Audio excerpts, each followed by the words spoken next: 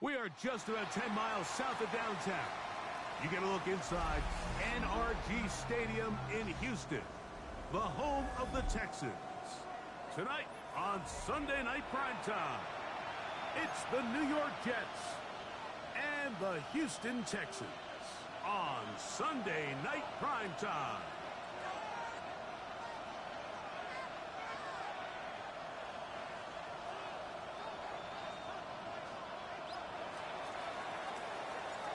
With my partner, Greg Olson, I'm Mike Tirico. We are just about set to kick it off. Off we go on Sunday Night Football. Now an opening past the 30. Nice job by the return team as he takes it across the 30-yard line.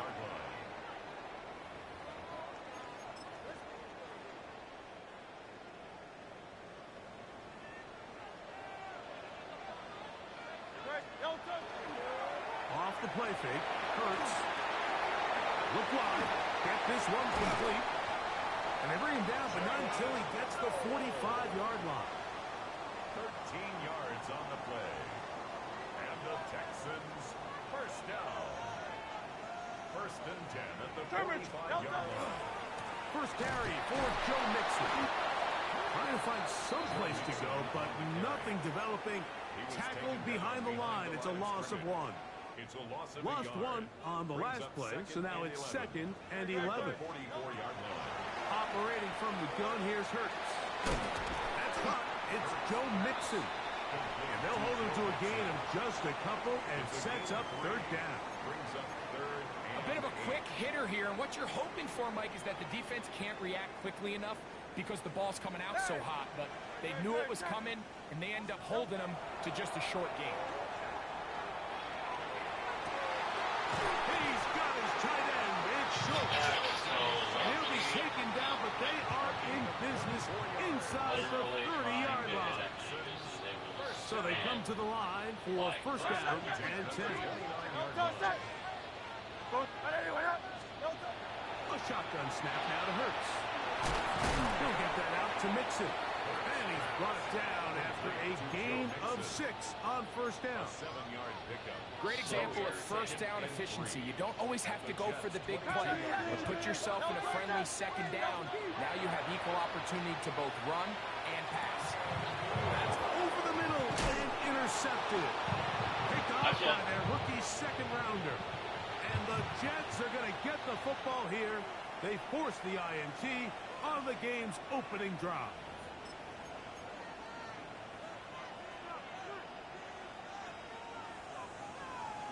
So here's a 1st and 10 now. They'll start from the 24. Let's go. Nice job finding the seam. Gain of about 9. Just a yard short of that first down. A gain of 9 brings up 2nd from the 33. Here's 2nd and a yard. Off play action. He'll set up to throw. He'll get this complete. That's Anthony Schwartz. And he's going to be out of bounds just beyond midfield. A 19-yard pickup there. And the Jets have a first down. First down, New York. Here we go. Here we go. They'll look to throw. Laying out, and he made the catch. What a play. They'll have a first down. It's a gain of 28. That's another. 70. Let's go. First and 10 at the 21-yard line. Back to throw. Gets it away quickly, and it's caught. And he'll be taken down, but we have a chance for the first points of this game as they've set up first and goal. At the 7-yard line. Rookie to rookie right there, Mike. And I'll tell you what, they've got some really good young pieces on this roster.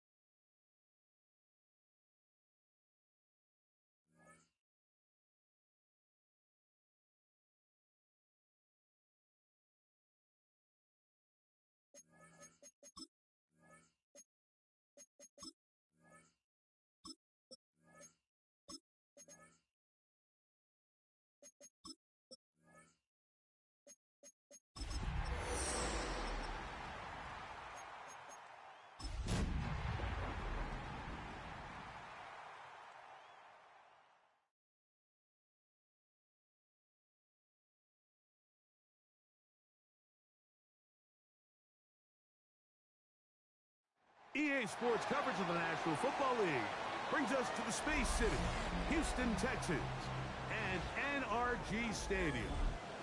Tonight on Sunday Night Primetime, it's the New York Jets and the Houston Texans.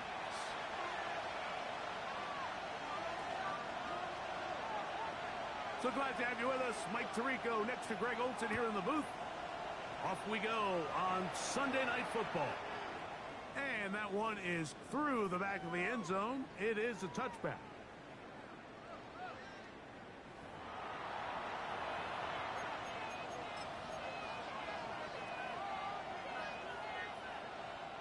From the 35, it's 1st and 10. From the shotgun, he'll throw to get this one started. Throwing it right into the hands of his running back. It'll be taken down rather swiftly after a gain of just 3. Trying to get the running back here going early on the first play, Mike, but what that does is it opens things up for the rest of the passing game as the game unfolds. Show this defense our running back is not an afterthought. He is a priority to our passing attack. This defense all over this one. They get him down behind the line. It's a loss of a couple. And after that negative run, I think this changes the play call now on 3rd down. So this offensive line has to be a lot better on 1st and 2nd down to gain positive yards. Stay on track because you don't want to be in 3rd and pass too often in today's NFL. That one too far out in front. It is incomplete. On 4th down, Jack Browning is on to punt. Jalen Knoll deep for Houston.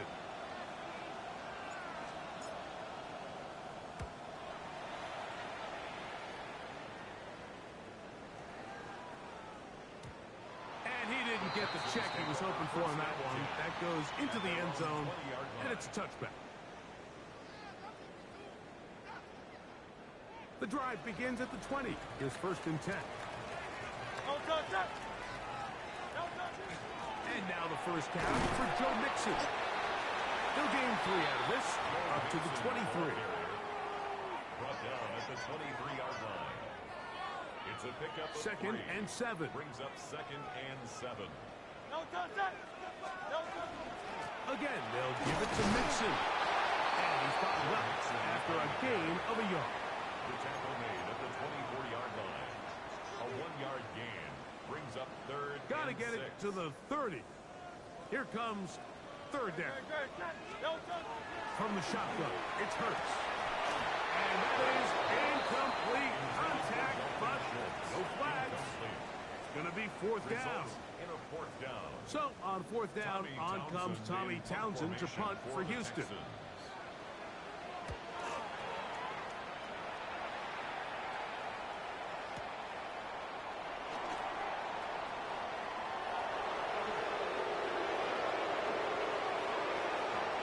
He works free, right side. And it's a phenomenal return, nearly a touchdown. They're set up with 1st and goal.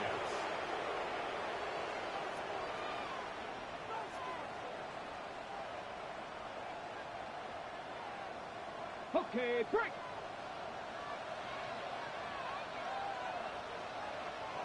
Hey, go. They'll try to run this one in. Trying to find a crease in that mass of humanity, but he's going to come up short. Great job by that linebacker timing his blitz. He didn't give any indication to the offense that he was coming, and he's able to get through that hole and take the ball carrier down for a loss. Come on. Let's go. On 2nd and goal, they'll give him another shot. And this time, he's in. Touchdown, Jets. That's the 5th touchdown for him on the year. The extra point is up and through. And the Jets will take a 7-0 lead.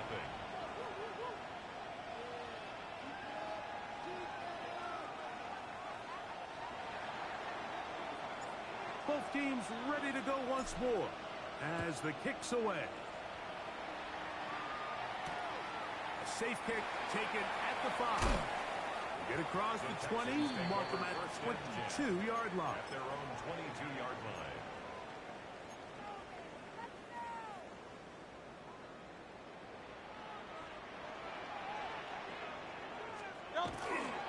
They'll begin on the ground, and here's Mixon. And they'll bring him down, but not until he gets to the 38-yard line. It's a gain of 16 yards on the game, and a quick first down. So, first and 10 here now at the 38-yard line. Here's Hurts. And he got rid of that one quickly before the receiver even knew what was going on. That's incomplete. Tank Dell was the one he was looking for. And it'll bring up second down. They'll run with Mixon. And that one shut down pretty quickly. He'll get back to the line of scrimmage, and that's it. The key to great defensive line play is the get-off. When that ball moves, how fast can you get off the ball and get into the backfield? That's exactly what we saw here. Quick read, react, get off the block, take him down for a loss. This is hot. He gets the connection to Collins. A fresh set of downs to work with. It is first down and 10. Here's a give up the middle to Mixon. Not much to speak of on that one. Maybe a gain of a yard. It's second down. At the 46-yard line. A gain of a yard. Brings up second and 9. To throw, Hurts. A throw there on second down. Going to be incomplete. That's a throw that's going to make them cringe on Monday, Mike, in the film room. At this level, quick hitters, those quick, easy passes, those should be borderline automatic. But it was anything but this time around. It's over the middle and caught by Collins. I'm an aggressive guy by nature, Mike, so whenever I get fourth and short in plus territory, I want to go for it. You're not going to win many games in this league settling for field goals. You have to capitalize when you find yourself in a position to score. Fourth down. Here's Hurts. He's going to have a Texans first down. They come up with a big one there to keep the drive moving and then some. That's another Texans first down. To the air again.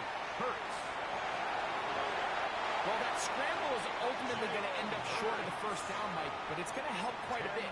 That's a great job by the quarterback. Just taking what the defense gives you, get downfield, pick up good yardage. The 6-yard line. They'll try to sneak it here. And he'll fight forward. Doesn't get a hold up, and he got what he needed. It is first and goal coming up. Mixon. And that play took a little long to develop. They stop it for no gain at the 4. A loss was definitely not something they had accounted or budgeted for in this spot. And now, I think it really limits what do you feel comfortable dialing up here on second and goal. Again, it'll be Mixon. He slams it in there, and he is in. Go Mixon. Touchdown, Texans. When you think back to their first possession of this game, Mike, it resulted in a punt. Not exactly the fast start the coaches told us was so important as this game unfolds. They get the ball back for possession 2. Now they try to find some rhythm, find their identity of the game plan, and they come away with 6. So that's how you bounce back in this league. It's not always going to be perfect. Really nice job settling into this game here with their second possession. The kickoff team is out on the field, and we're back to it as the kicks away. Here comes a return from the 3. And he will get cut down short, shy of the 20-yard line. At their own 19-yard line.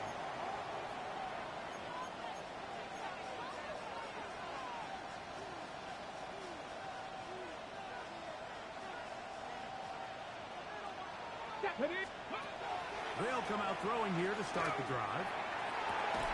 That's going to be incomplete. And they'll leave just enough time for one final play in this opening quarter. Second and 10. They'll try again here. Second and 10.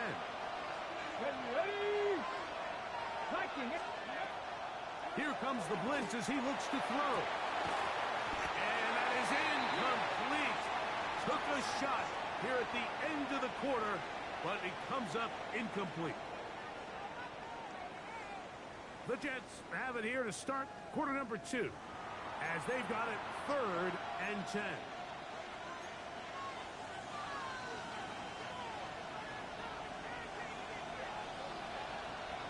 Get it. Now they'll set up to throw. That one is batted away. Incomplete. No separation that time. Tightly defended. It brings up 4th down.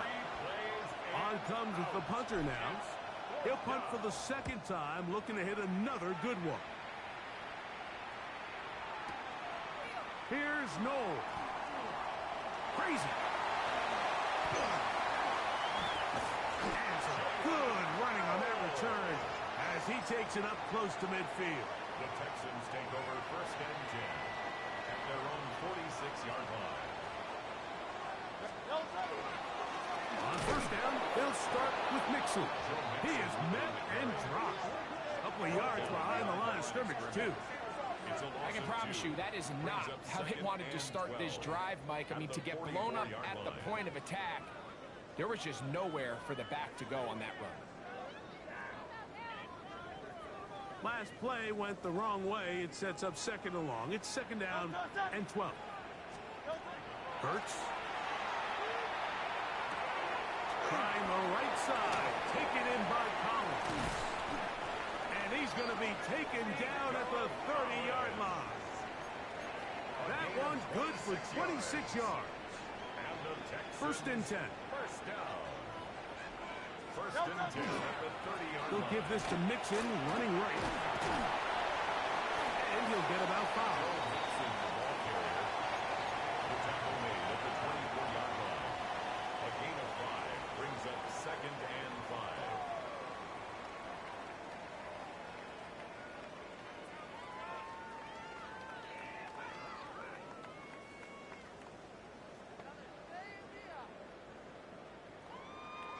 From the 24 now, here's 2nd down and 5. To throw is Hurts. He's got it inside the 5. And he's very close to a touchdown. They mark him just shy of the goal line. The Texans From the 1-yard line. 1st down and goal. at the 1-yard line. They'll run here with Mixon. Trying to find a crease in that massive humanity, but he is going to come up short. Another shot from the 1 on 2nd and goal. Great. Set. Hey, let's go. Trimmer. Hey. They look to run with Mixon. And he is not going to get to the goal line. In fact, he's even going to lose yards on that play. And now it is 3rd and goal. In these goal-to-go situations backed up on your own goal line, Mike, what they teach the defense is it's your job to establish a new line of scrimmage, and that's exactly what they did here.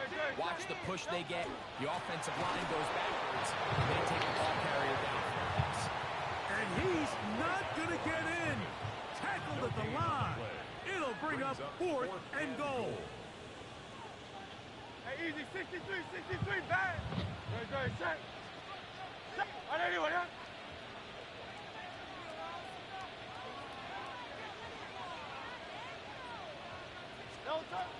Now Hurts. And this is incomplete. They don't go for the field goal. Wind up trying to throw for the touchdown. They get nothing out of it on 4th and goal.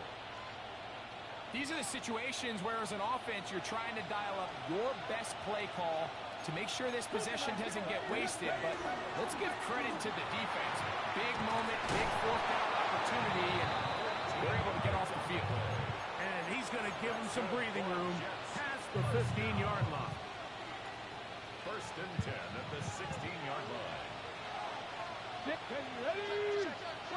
Tackle 80. Ready? He'll look to throw. Bro, what? That's bullshit. This whole game he's been getting bullshit. He one-handed that. Are you fucking kidding me? Are you serious?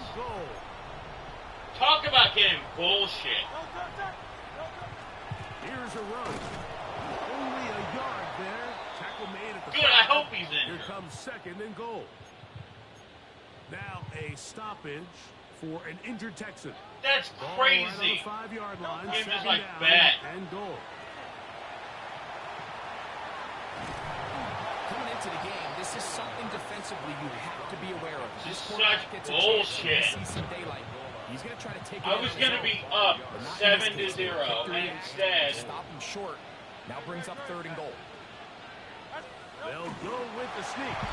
he is up now Get the ball across by the 7 goal line. points. He's in.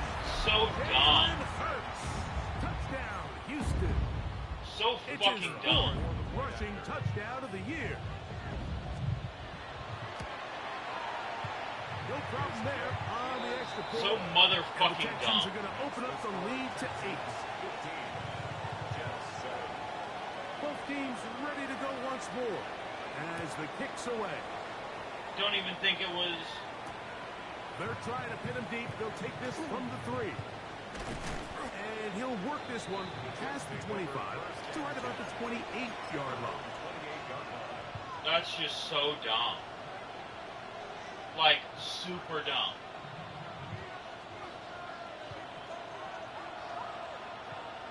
Come on, come on.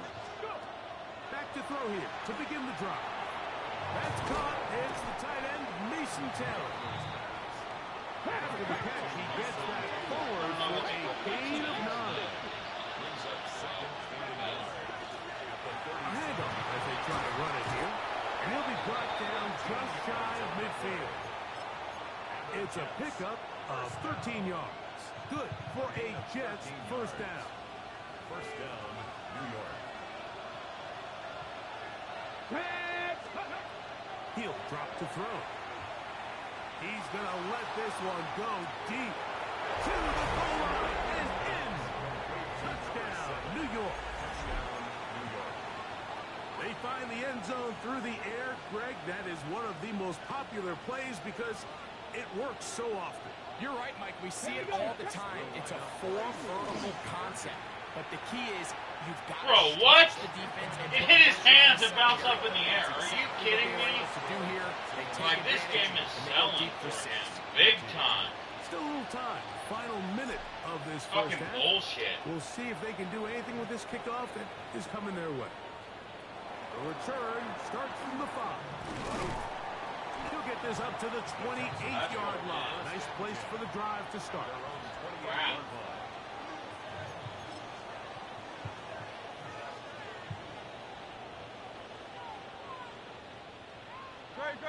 Delta. On first down, it's Hurts. To the left side, into the hands of Powell. And he's going to get this one out to the 43-yard line. Here's a timeout, Houston. That's their Dude second. literally got the ball. They get it right at the 30-second mark of this first half. I get the interception, and now apparently. Delta. Hurts looking to throw on first down. And that's going to wind up incomplete. So on a day where he's completed, give or take half of his Literally passes, Mike, you have lagged to out. imagine After there's I a was handful about of to throws score he'd like to have back, and I think that last one Somehow falls in figured that out how to category. But the biggest thing, and most fortunately for them, they find themselves with the lead. And he caught that? Performance out of their quarterback. What? Texans going to use the last of their timeouts here. And the stoppage comes with 23 seconds left on the Bro, first the half clock. amount of bullshit he is getting right now is insane. They'll come up here, first and 10. Hurts will try it again. And this is going to be caught, but they say out of bounds. So, incomplete pass. Timing and anticipation, those are the critical elements anytime you're throwing a ball outside of the numbers. If the quarterback waits too long, Mike, that receiver just gets closer and closer to the sideline and just makes what should have been a much easier throw and catch an incomplete pass. I think he knew in the back of his head, Mike, he had to get rid of this ball a little sooner than he would have liked. And with that pressure getting there in a hurry, just ends up being a wasted down. So, after 2 straight incompletions, here's third and 10. He'll take a shot here, back to the end zone. That's going to be intercepted in the end zone. Picked off by the rookie out of LSU. So much of that play comes down to the defender's positioning. Being able to get himself to a spot, to get his hands on the ball, and a chance at that pick. Mike, when that ball was thrown, me and you are sitting here saying, that's a touchdown. And instead, they force a turnover, and now their offense is back on the field. And he's going to be marked down up around the 33. Now whistles. Timeout. 3 seconds left in this first half.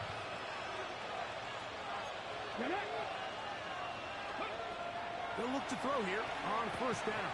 Oh, and he's going to go down. He could not get rid of it. And that's going to bring an end to this first half.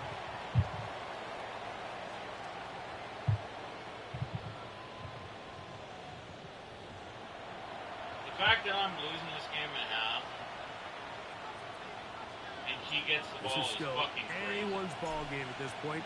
The difference is just 2 as we begin quarter Amazing, number 3. he's winning, and I bet This will when be returned from he the stops 6. winning, and the internet will stop not Good working. return Start as not he working takes it again. across the 30. I can almost guarantee it. That when he stops winning, he'll have issues again. They will work the middle with Mixon. A gain of 4 as he's taken down. Amazing how that shit works. Ball on the 36 now. Here's 2nd and 5. A shotgun snap now to Hurts. That's caught right side the tight end Schultz. And that's a first down. It will be a gain of 8. First and 10 at the 44. Like, I'm not kidding. It was happening like every other little. Here's Hurts. That's caught. It's Joe Mixon. Every other little He's not going second, to get too far. Tackled I after would a get the gain of notification just a for him, yard. and now all of a sudden it's like, oh, there's no problem anymore. Interesting how that From the works. 46. Here's 2nd and 8. Operating from the gun, here's Hurts. That one underneath here to Mixon. He'll be stopped short of first down. He's able to look it in and get forward for a pickup of about 8. Here's 3rd down and a few inches. It's the quarterback with a sneak. And he is going to have a Texans Very first interesting. down, maybe by about a yard, as they find a way to convert on 3rd and inches. And not much there. He's back to the original line. No gain on that one. Now a stoppage for an injured Texan. So as they look at the injured player, we'll take a timeout. From the 43, here's 2nd and 9. Hurts now. He's got that. That's Noah. And that's going to be a first down. A pickup of 9.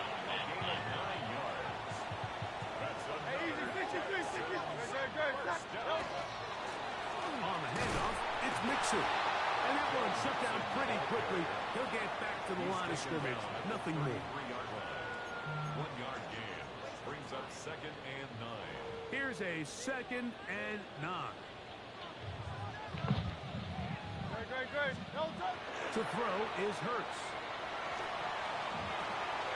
He'll get that out to Mixon. He'll get about 6 before he's taken down.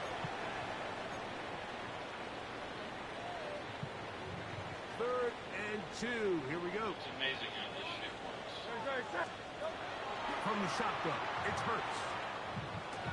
That'll be taken in by Mixon. Sometimes it's easy for a defense to lose track of a running back, especially when he leaks out from the backfield, but not the case here. They kept eyes on him the whole time. Comes in, makes a sure tackle, and drops him for a loss.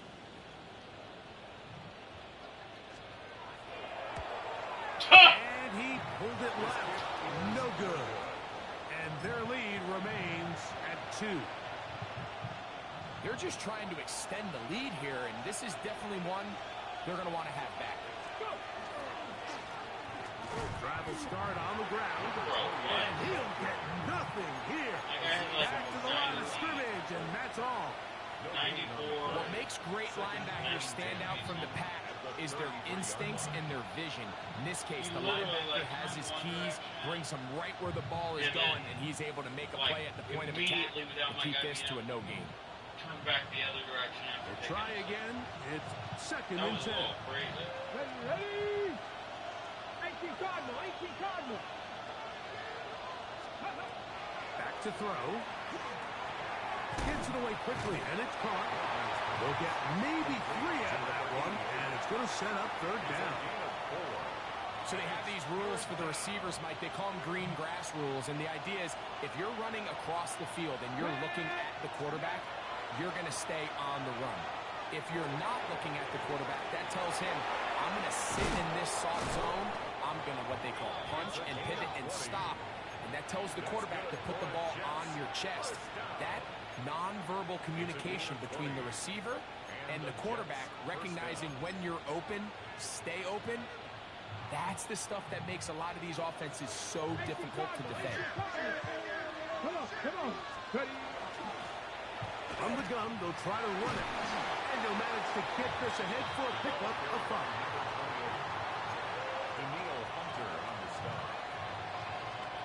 From the 38 now, here's 2nd and 5. Here we go. They'll look to throw. Quick throw, taken in, and he'll be taken down. The gain is 6, and it's a new set of downs. He picked up the 1st down. It's a gain of 6. 1st down, Jets. Let's go. Ready? Throwing now from the gun. He'll get this complete. That's Anthony Schwartz. And he's out of bounds on the pass play, but that's good for 8 yards. From the 23, here's 2nd down and a yard. Let's go, 80. So, 3 quarters have come and gone. And Sunday Night Primetime continues after this.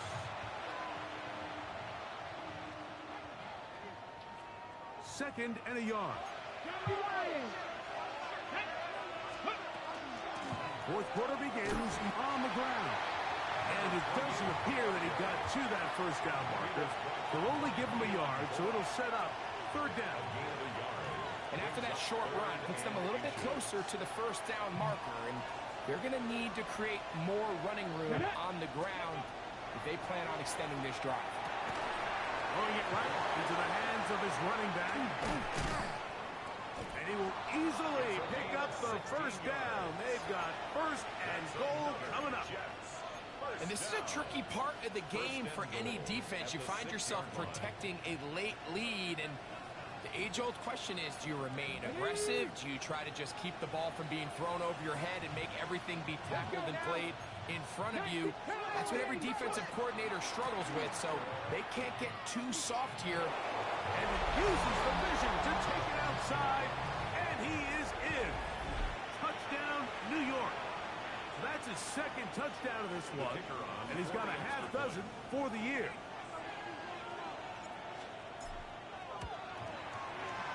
The extra point, up and good. And the Jets will up the lead to 5.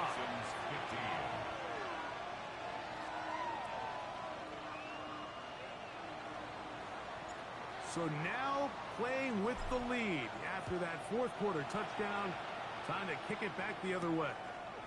Now return coming from the 7. And he's brought down right at the 35-yard line. Take over 1st and 10 at their own 35-yard line. Same thing, though, just kicked it to the end zone.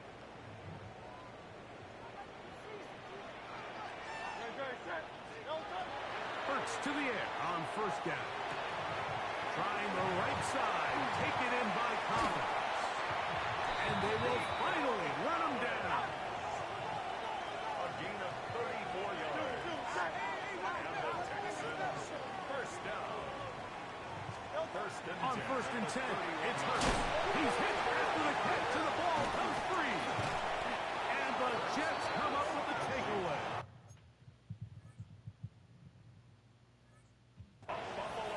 Mike, we hear that term run after catch so often, and sometimes people miss that there's kind of a middle phase.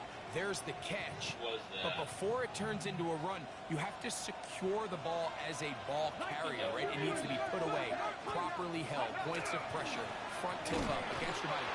All of that is kind of taken for granted. Catching it is just step one.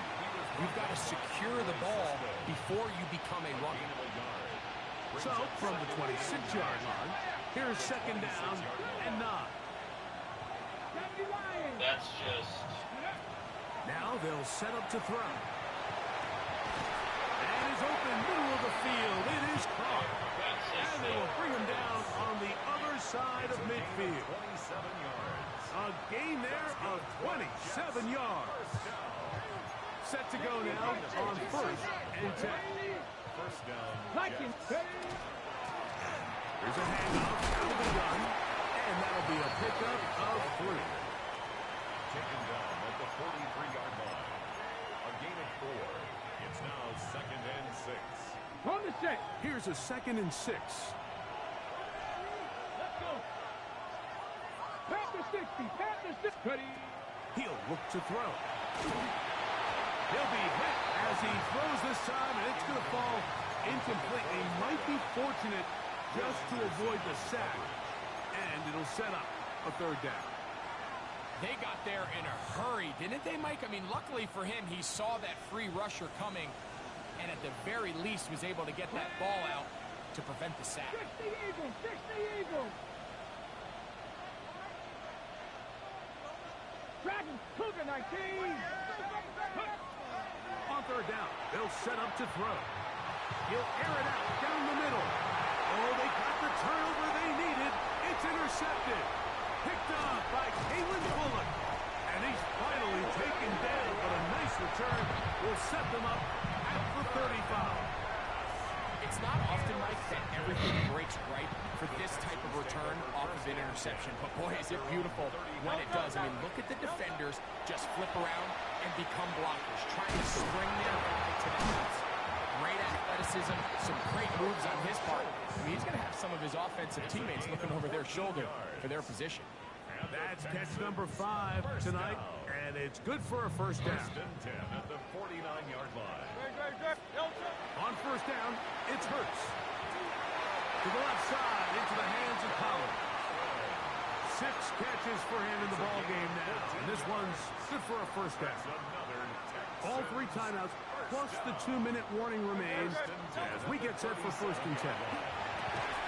That one incomplete. The defender right there to make the play, and it's 2nd down.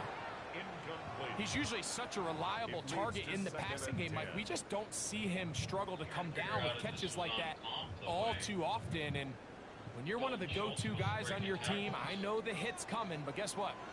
It feels a lot better after you take that hit after a catch than it does after a drop. Escaping the danger, throwing and completing. And this takes him into the red zone. He's brought down inside the 20-yard line.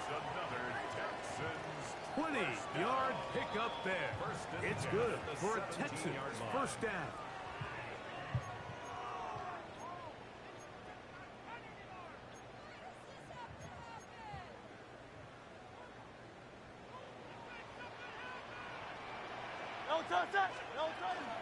Here's Mixon. And some space opens as he's brought down following a gain of 6. He was brought down at the 10-yard line. It's a gain of 7. Brings up 2nd and 3. Here's 2nd down and 3. They'll drop to throw. He'll get this out to his running back. This a mess on the offensive end. He goes out of bounds. That's going to be a loss of 5 yards on that play. Defense does a nice job here initially using zone coverage to take away the middle of the field. That's the most valuable real estate in football. Quarterback gets off his first read, sees some openings to the sideline, and him and his receiver are able to connect. And he's going to have the 1st down. Just past the marker. It is 1st and goal. First down. First and goal at the 5-yard line. They go with Mixon. And he'll plunge forward to the 2. Setting up 2nd and goal. Now the Jets going to use the first of their timeouts. It comes with 36 seconds remaining in this 4th quarter. Now, second and goal. Go with their fullback trying to get it. Trying to push the pile forward, but he's not going to get in. They stop him up short. For the lead, here is third and goal. They'll run the sneak. And this is a touchdown. They were not going to be denied. And they have taken the lead here in the final minute of play. Certain quarterbacks have a knack for that, and he finds the space to get in the end zone for the touchdown, Greg. Yeah, just a good old-fashioned quarterback sneak. Kind of a play that's taken the lead by storm. Not necessarily the tush-push like we see up in Philly, but just as effective here, Mike. Jets 20. So the kickoff team out there one final time in the final minute as they kick it away. This one. And he is stopped. 25. The drive will begin there.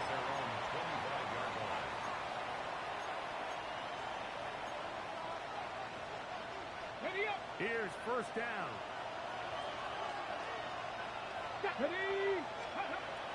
They'll come out throwing here to start the drive. No one open. He'll drop it to his running back.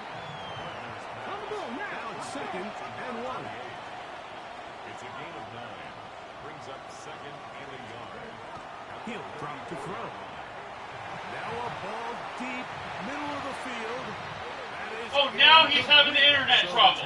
Gets more difficult. Time for maybe 2 plays. Now he's having the internet trouble, In so these I critical can't moments of the game, do like, an you always animation or turn to anything. your best players. That's Okay. exactly what they did here, and they That's just some weren't able bull to crap. connect. Give this defense a lot of credit. They knew when it was crunch time, where did this quarterback want to look? And they were You ready. need and to they fix took your him away. internet, bro. Crowd noise rises. Like, Big play pronto. here. Third and 1. That'll be incomplete. And now we are down to likely just one more play. I just don't Cost like me the the look of fucking this game passing today. game, Mike. It just seems a bit erratic. On top of the 2 straight incompletions, they've already turned the ball over through the air. And truthfully, with how dangerous some of these throws have been, they're lucky it hasn't been even more. Here we go. One final play. Now he'll air one out. And that's going to be incomplete. The defense Fucking goes bullshit. here in the final minute, and they're going to get out of here Motherfucking with a bullshit. victory. So it's a win here for the Texans. They bounce back.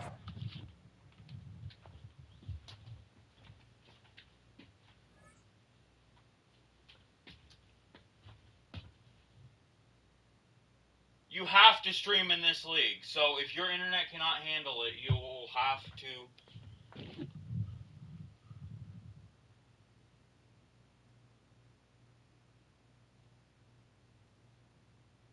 You gotta do something about your internet. Fucked me over today.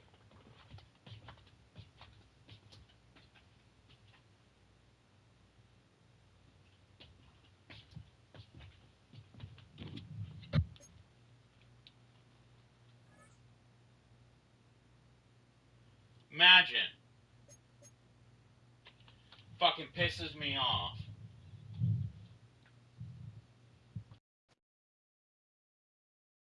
Had the ball.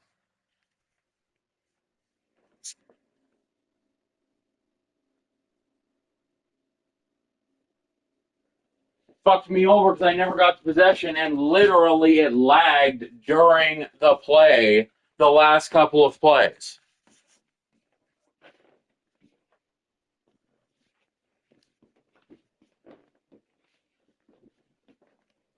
Like I said, you need to get your internet straight.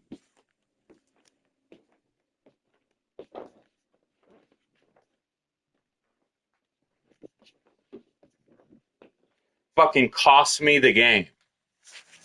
Fucking bullshit. Pisses me off.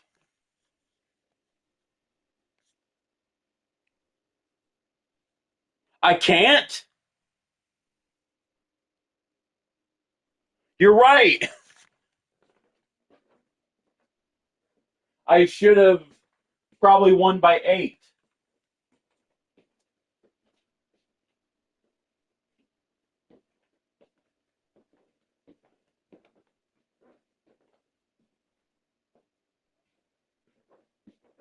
Bro, you had a one-handed interception that led you to even getting a touchdown.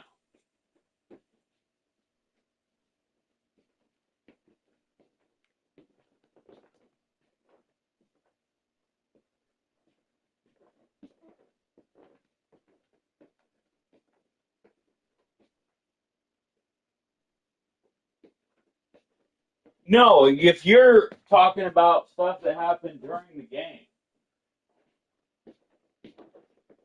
you had a lucky play, and I had a great play at the end of the half. I usered that shit.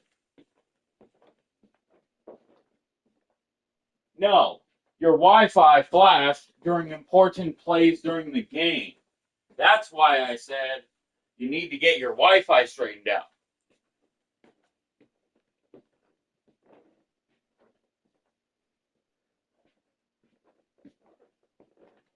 Bro, when I can't get on my guy to try to user it because of your internet, it's going to fuck me over.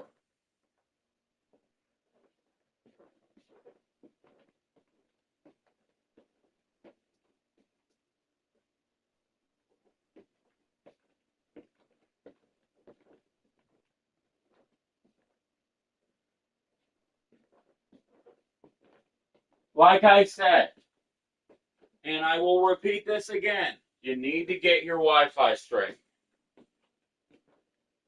Because we don't give out free wins in this league, and everybody is supposed to be streaming.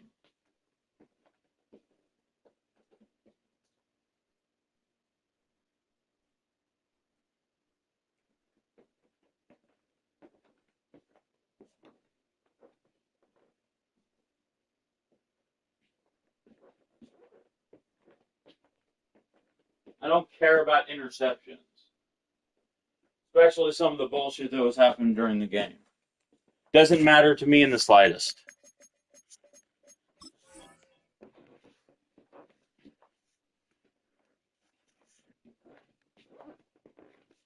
Yeah, that was me getting stats. Yeah. Punt return, touchdown does nothing for me.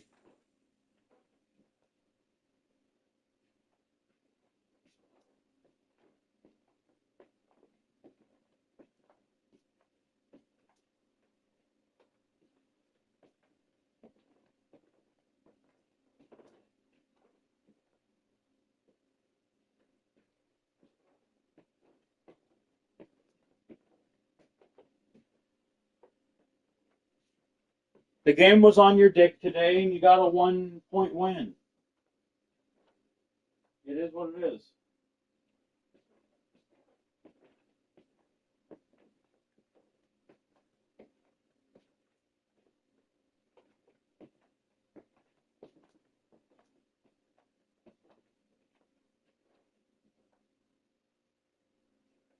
Bro, so irritated right now. His internet.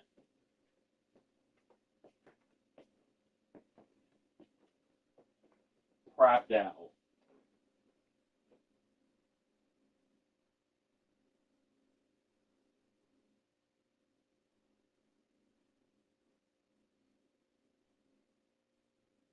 Like I said,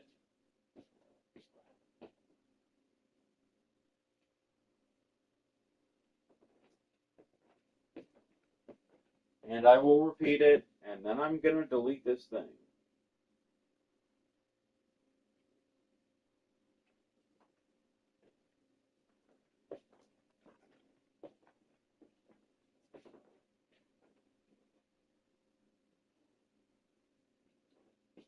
You need to have the ability to stream in this league.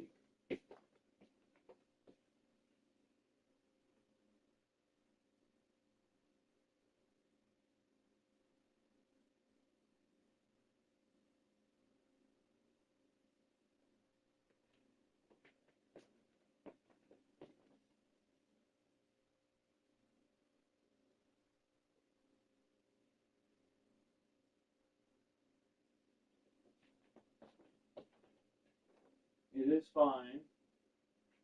I am just trying to warn you, if you weren't streaming and you were struggling this game, you probably need to get a LAN cable or something like you said.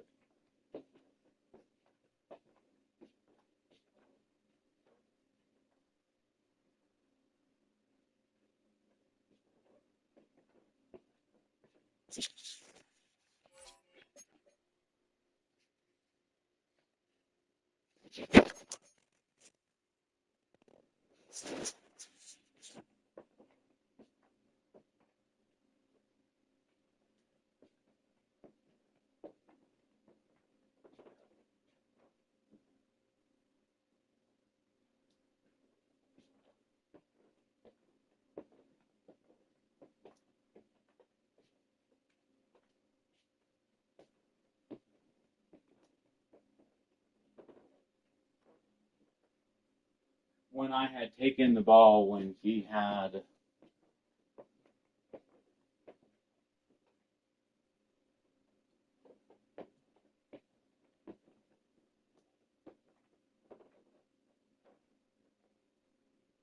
started with the ball and I got an interception, then I was going to go score a touchdown, and apparently his internet went out.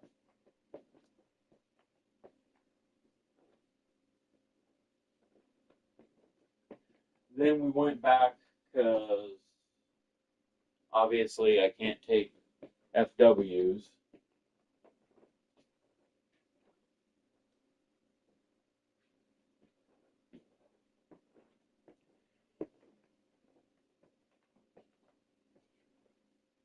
And he scored. I get the ball at half, and I punt, and he scores a touchdown and a 2-point conversion. And I ended up losing by 1. So irritating. Was one of the really bad games by my quarterback.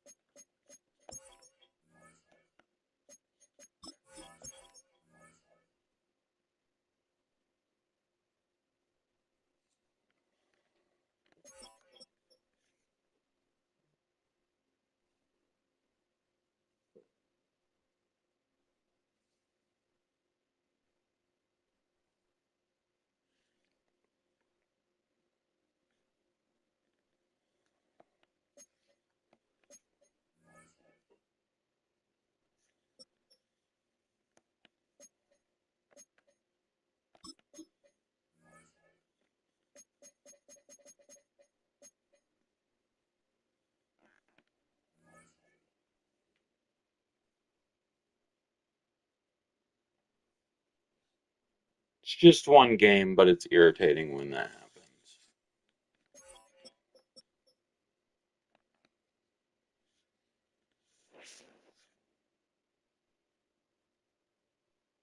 Instead of having a fantastic start, I had a piss poor start because EA decided to change up, and all my players decided they didn't want to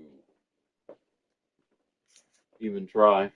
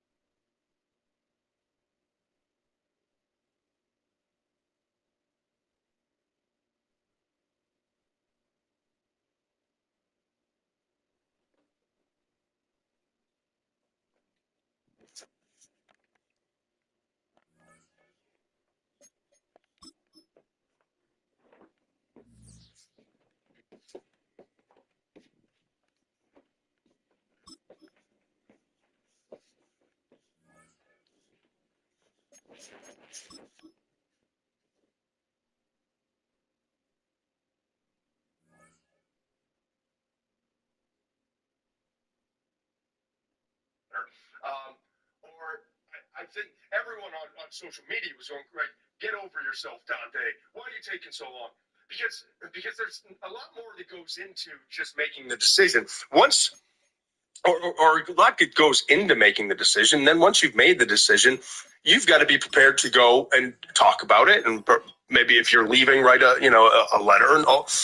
So for him, I think part of it, and I think only time will tell, there were some clauses put in terms of what supporting cast am I going to have, coaching and teammates, right? If I'm getting this kind of money to come back, is it still being a lot of, am I comfortable with who I'm working with next year? Because I just lost Will Stein. So there was a lot that went into this decision. But at the end of the day, man, I feel so much better about Dante Moore and his NFL future and his ability to get to that second contract as a really good starting quarterback than I would if I was sitting here right now and he just said, thank you so much, Oregon. I appreciate everything you've done for me, but it's time for me to go to the NFL. I agree. And I'm bullish on him. I know. Okay. Go ahead. I know. Now, real quickly, you're the Jets. And you're Arizona. You know what I mean? Like, yeah, there's only two, and maybe we still don't know. So right now, this quarterback class consists of, and we're talking to the guys that have a chance to go in the first two rounds. Fernando Mendoza, very likely number one overall pick to the Raiders. Yep. I actually think Tom Brady's going to love this guy. Ty Simpson with 15 starts. Carson Beck from Miami, who will be playing in the national championship, who's shown a lot of improvement and maturity, but still is far from a perfect prospect and not a guy that I'm going to hang my hat on saying he's definitely our QB1 and we're going to go win a lot of games in the NFL. Trinidad Chambliss, who was appealing the decision that the NCAA came down against my orders, but it sounds like he actually might have a decent chance of winning that appeal. And throw in Garrett Nussmeier.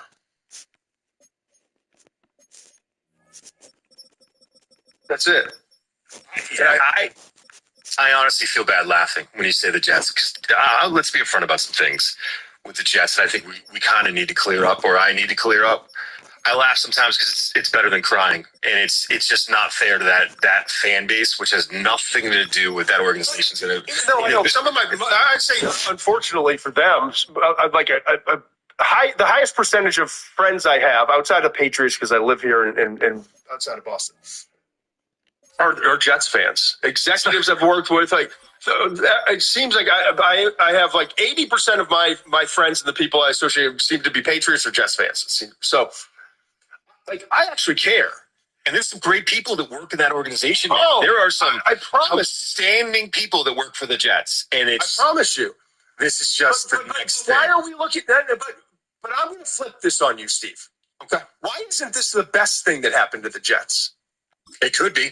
If they make maybe they get Dante Moore when he's ready in 2027. 100%. I hear you. Let me give you this list. Maybe they get Arch, right? Or Lenora Sellers after another year of experience and seasoning. Dante Moore, Julian Sayin, CJ Carr takes it to another level. Brandon Sorsby, Levitt, who just got the Brinks truck backed up for him by Lane Kiffin. You think Sam Levitt is not going to be a better quarterback 100% at this moment than he is with a year with Lane? Iamaliava, Mensa, Madir, Mayava. Yep. Like, and do they have 3 first rounders in 2027? Is that right? I want to say yes. I'm not 100% sure. I think it is. So, why isn't it could be? Why aren't the Jets looking at this and saying, you know what, we need these 2 first-round picks to get better. We just gave up Quinnen Williams. We just gave up Revis. No, you keep saying Revis Island. Sauce Gardner. Yeah. Why wouldn't they look at this and say, all right, we got a year to kind of replenish, bring in some veterans, get the system going. And by 2027, we'll be ready to draft a quarterback, plug him in, and start to roll. Yeah, I agree with you, it can be. I will say, kind of to the point I was making, is that the Jets fan base, that's you want to sell them on that, great. For them, it's been a long winter, man. Like they're ready for this thing to turn around sooner than later. But you're right. If they play this right, and if they're patient and they don't succumb to pressure, because I think fans are going to want a quarterback. If they don't succumb to the pressure and they build that roster the correct way, and they build something that's when a young quarterback's ready to go, it could be the best thing that happened to him. It could be. I want to read this quote about the other quarterback in this draft that's not Fernando Mendoza now. A lot of teams are going to have him as a second-rated quarter. Ty Simpson. Chris Lowe did an awesome read. Check it out. I'm a huge fan of Chris Lowe. Friends and worked with him for a long time. He had an interview with Ty Simpson. This is the quote from Ty. Everybody would just remember me as the guy who took all this money and went to Miami or Tennessee for his last year. But I was a captain. I put my hand and footprints in this cement. The cement, he probably said, at 10 times. I would have lost everything that I built. Bond's talking about how Tennessee.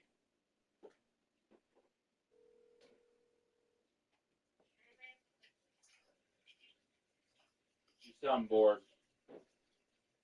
Technically am. What are you doing? I'm about to make myself some food. It's not my job.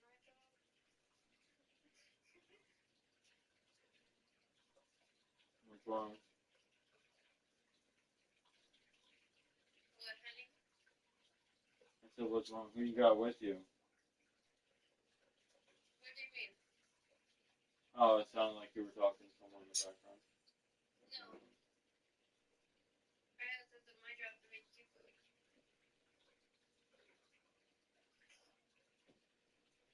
What are you doing here? That's true.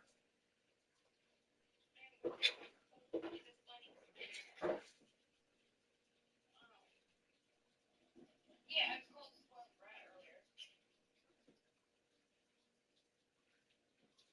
I went slipping inside a hoodie. When that happened, my coffee mug.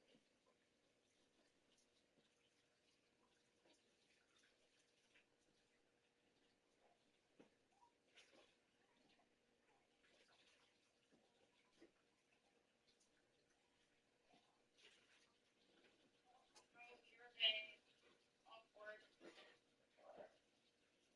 weird. Boring. I bet you're ready to have your job back.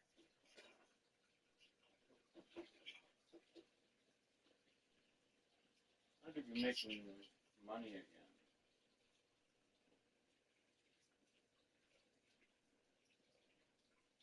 I see Mom tomorrow. My new phone case came.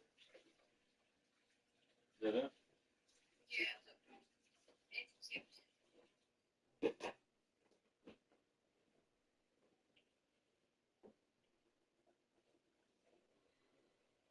going to Costco tomorrow.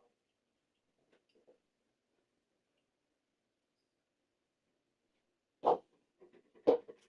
technically don't need anything at Costco, but I want snacks.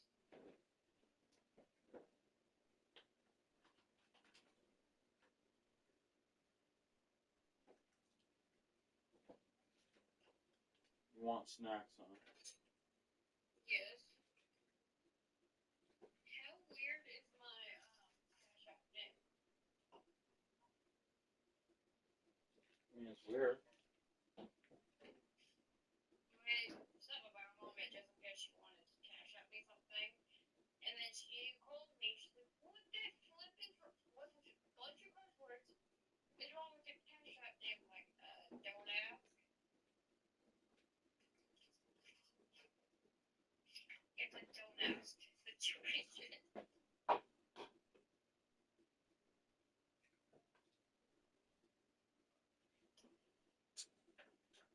It is, huh?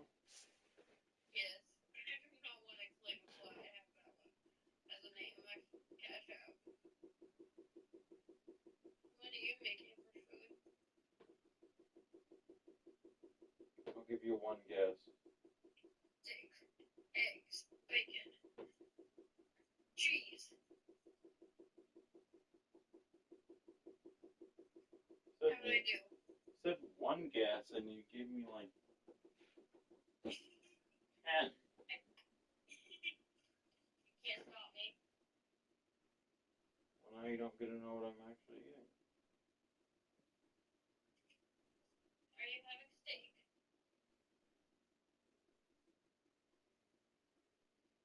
I'm not gonna answer that. Whether I am or not. Because What? you said one and you like. I didn't guess. I just started listing food off. There's a difference. When you say you had rapid fire guesses, What? and when they just be rapid fire guesses. No. That's different. I started listing different things that's cold right now.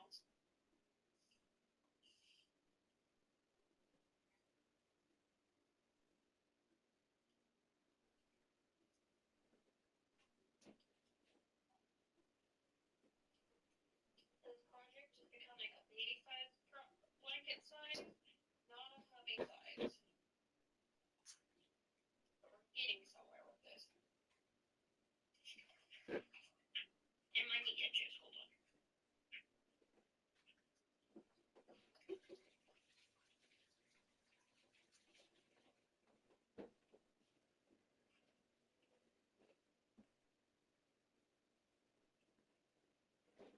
What would you do if I climbed into your lap?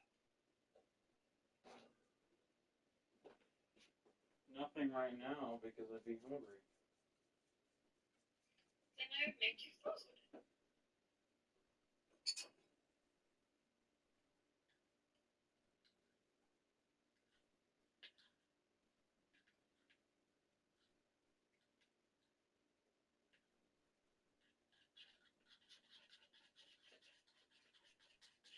It sounds like you're scrambling eggs. I can neither confirm or deny that. A boyfriend.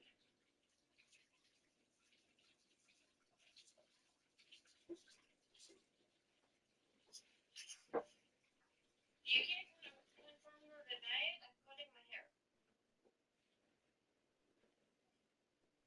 Because I like it long.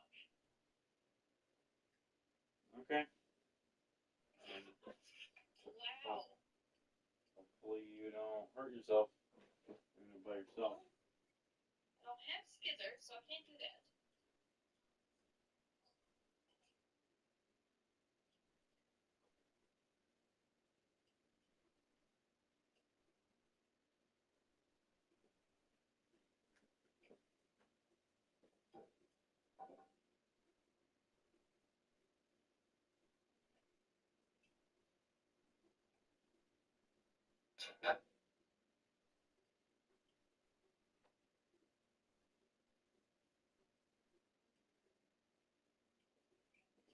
You don't have skizzers? Yeah, that is what I said. What are skizzers? Things that you cut things with. Oh, scissors. That's what they said. Skizzers.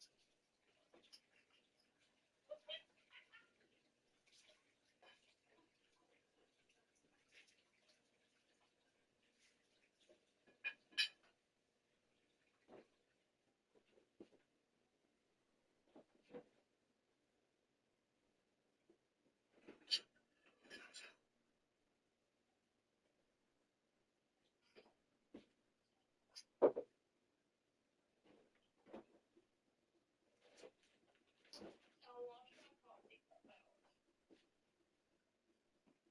Probably should do that. It grosses you out that I don't wash when I make hot chocolate twice a day. It's not a coffee cup if all you do is have hot chocolate. It's just a hot chocolate cup. Yes, very much so.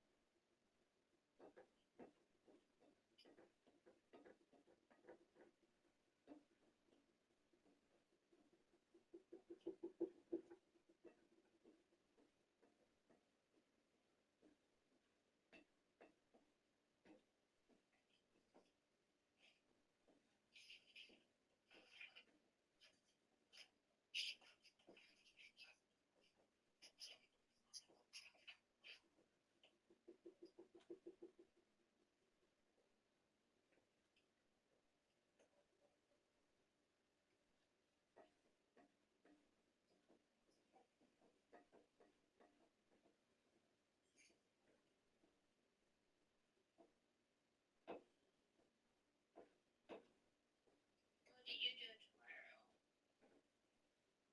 Probably the same thing I was doing today. Cards? And not a whole lot else. Gaming? Yeah, probably.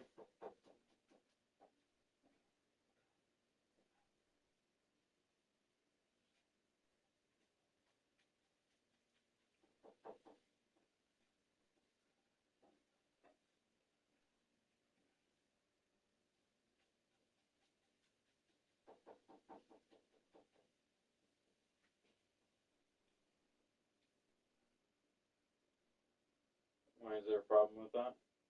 No, I'm just kind of wondering why you're doing tomorrow.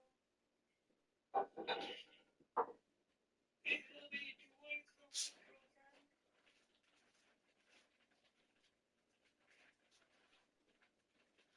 Can't. You can't really say no to that. Just saying.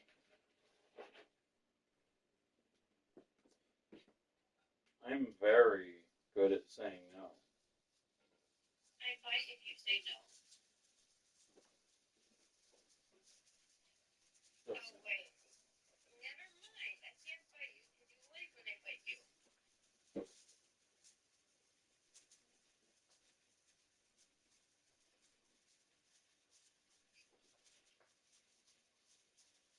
most of the time. Most of the time?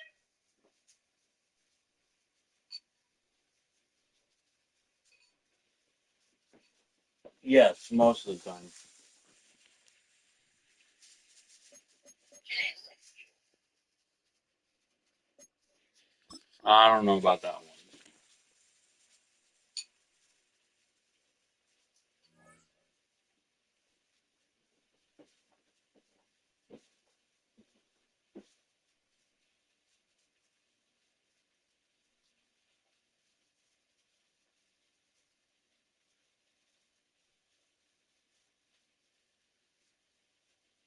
I might start getting ready for bed. I'm getting tired. Plus, I need to finish my room up a little bit.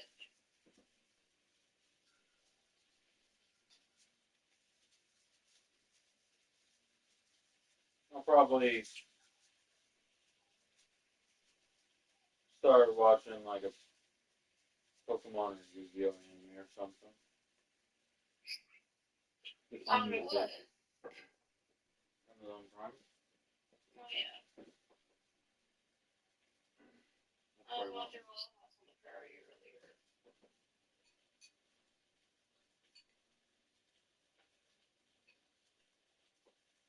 I have so much time on my hands. Yes, you do.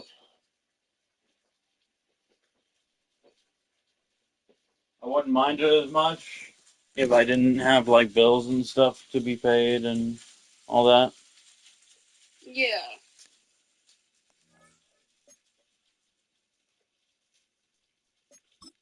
Because of that. You're bored. Not boredom, it's just thinking about all the bills that are getting behind. I want to cuddle right now.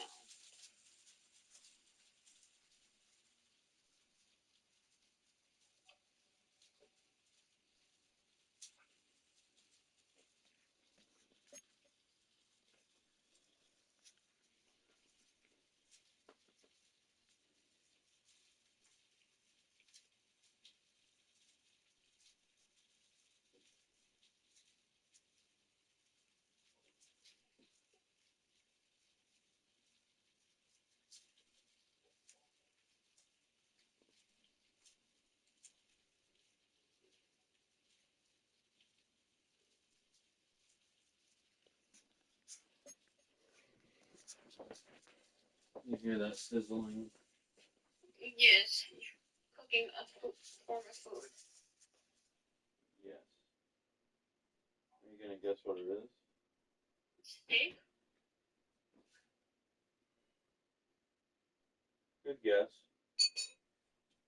And how many more guesses do I have? 0. Go ahead.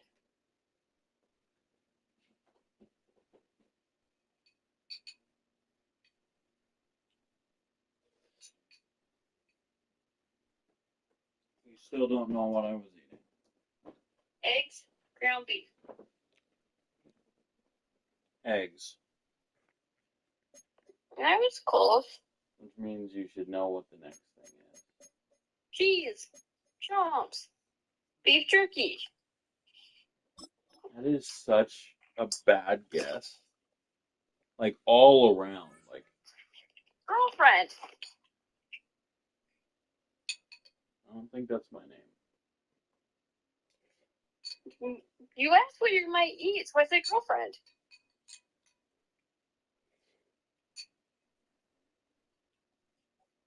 What do I always have with eggs? Coffee. Anybody ever tell you you're a bad guesser? I'm being difficult.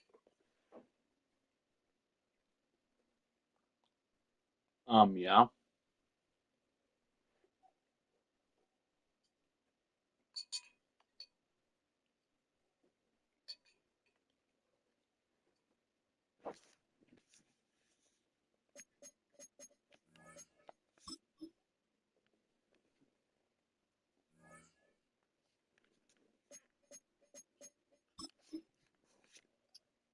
I'm not expecting ready for bathroom. It's weird. Okay. I love you. I'll text you though. Love you. And I'm out. Good night. Miami and Ole Miss were offering $4 million to him to come to their programs, and the Hurricanes upped it to $6.5 million after I think they lost out on Sam Levitt, right? Yeah. And apparently Tennessee may have come back and offered the same. So I want you to be honest, not give me the answer that you want to give and couch it here. I want you to be honest with what your initial reaction was when you read that. I didn't get it. I didn't get what he had built there, and I mean no offense to Ty Simpson, who I think has played at a high level. You did. I mean, Alabama teams win championships, my man. Like, you didn't do that. It came across to me of like he was saying like I had built. I don't know what he built. Alabama's. I didn't understand the comment. I really didn't, and I'm not sure. I just it didn't make sense. I was curious. Ty Simpson when he's. I was curious.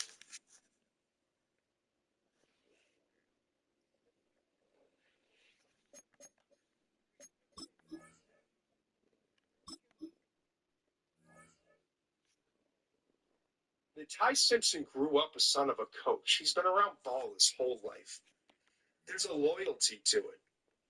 There's a respect factor for the process and for the game and for the coaches and for doing it the right way. Now, I don't know enough about Ty Simpson the person yet. Hold on, no, let me finish. I'll let you finish. You're right. I'm sorry. In this day and age, where everyone's mercenaries, I hear mercenaries in scouting reports. I read some NFL scouting reports after the fact, and there's more talk about mercenaries and players who don't love the game, and then there is sometimes about traits. Like it's so important to figure out what makes these guys tick, right?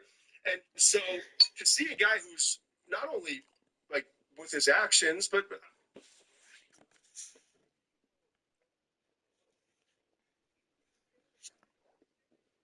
I was curious. I did the grind. I did everything that was asked of me. I got my shot. I did a lot of good things with no run game, with offensive line protection that kept failing me a little bit more and more as the season progressed, with coaching rumors swirling and everything else. I was here. I was coach's guy. And so, yeah, maybe I'm not going to be considered. maybe I will be mistaken for A.J. McCarron, or maybe I will be put in the same bubble as like a Jalen Milroe, whatever. But I believe that I did something here, and I'm proud of what I did. And I don't want to be just another guy who bounced around to get the money. So when I read the quote, I was like, good on you, kiddo. Good on you. Like, I like that, Ty. There's things I like about that. And I'll say this is what's driven me nuts about some of this. I can appreciate a player staying in the same place and working their way up and competing and not just leaving to go for an easier opportunity to play. I think that's fine.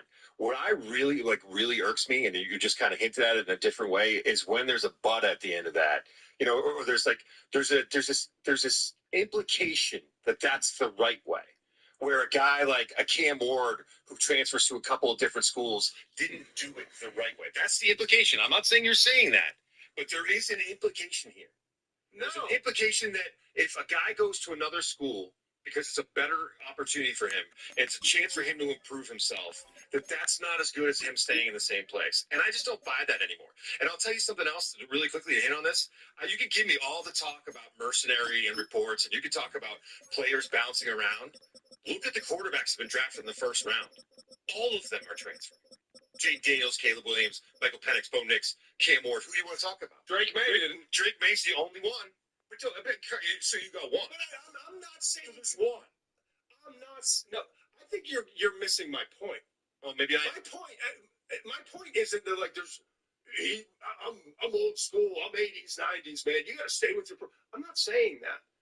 I'm saying when he comes out and says his decision was based on some good stuff. Why are we like taking shots at that? And yeah, I'm not ignorant to the fact. I'm not ignorant to the fact that he is a coach's son, and he knows what coaches want to hear, and he knows what NFL scouts want to hear, and that scouts eat this stuff up. Coaches in the NFL eat this stuff up, and so I'm not saying that part of it. And yes, I get it. His dad's been a little too vocal about all of his opportunities, and he's getting first-round grades for your liking. And I could go either way on that. It's like in today's day and age. But my point is, all he said was, I wanted to be remembered as the guy who came here and did it the right way. Who's an Alabama guy. He talks about I get an opportunity in Alabama and how he'd be throwing it all away. It was a little more heavy-handed for me than that. I would never proactively come out on the show and say, like, that was, I heard this and this is what I said. You did ask me, so I'm going to be honest and I'm going to respond. I don't think for me, it's not something that I would bring up on my own, and that's fine. I'll react to, like, we have conversations. I have no problem giving my honest opinion on something you asked me about.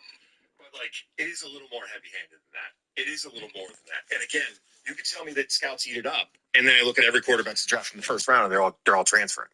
So, like, again, Drake May. I'm not saying it's the right way. And by the way, Quinn Ewers did the same thing. Quinn Ewers did the same thing. And the reason he did it, because he wasn't going to start the next year. And my gut is that Ty Simpson was in real danger of not starting at Alabama next year.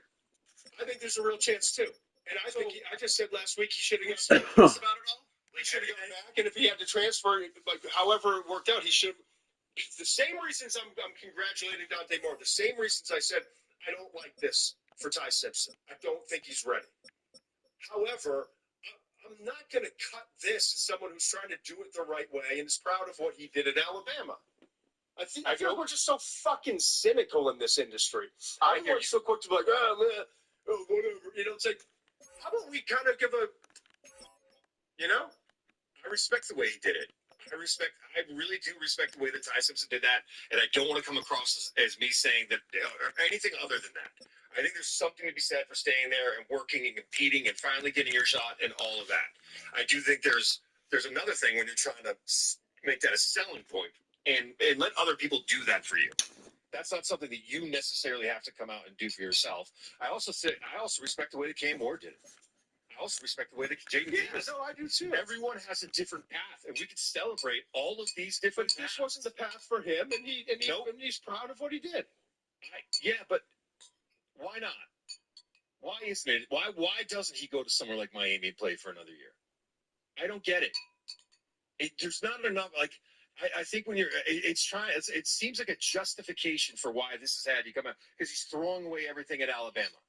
I don't get again, it's just a bridge too far for me. I'm with you up until a certain point. And then I get to the point of, well, dude, I really like your game. I think you have a chance to be a really good NFL quarterback. And I'm saying the same thing about Dante Moore. Go back for another year. Put yourself in a position to succeed. I want you to succeed. But when I read a quote like that, I'm thinking to myself, like, we're not, maybe he's right now.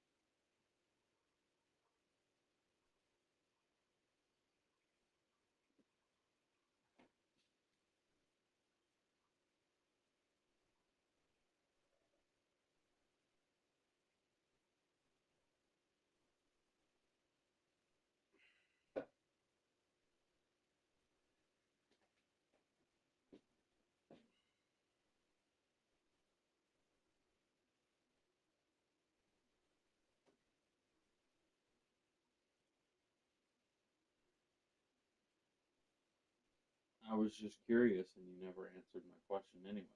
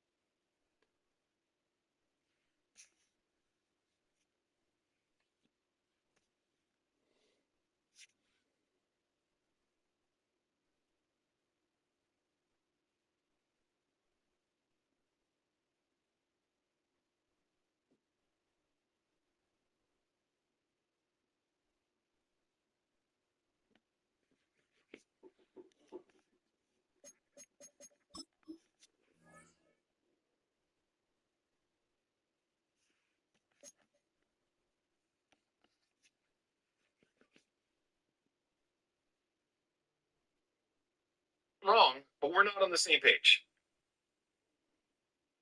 I can't wait for Ty Simpson to be a perennial All-Pro and shove it right up your ass. Me either. I can't wait either, Todd.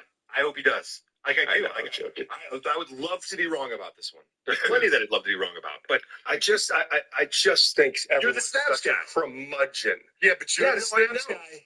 But why are we getting mad about this? I don't know. That's good conversation. We got to get out of here. And we got a special show coming up on Friday. I'm really excited. We've got two great guests. We're going to break down this national championship game. Chris Felica, Miami grad, loves and hates Miami every single year.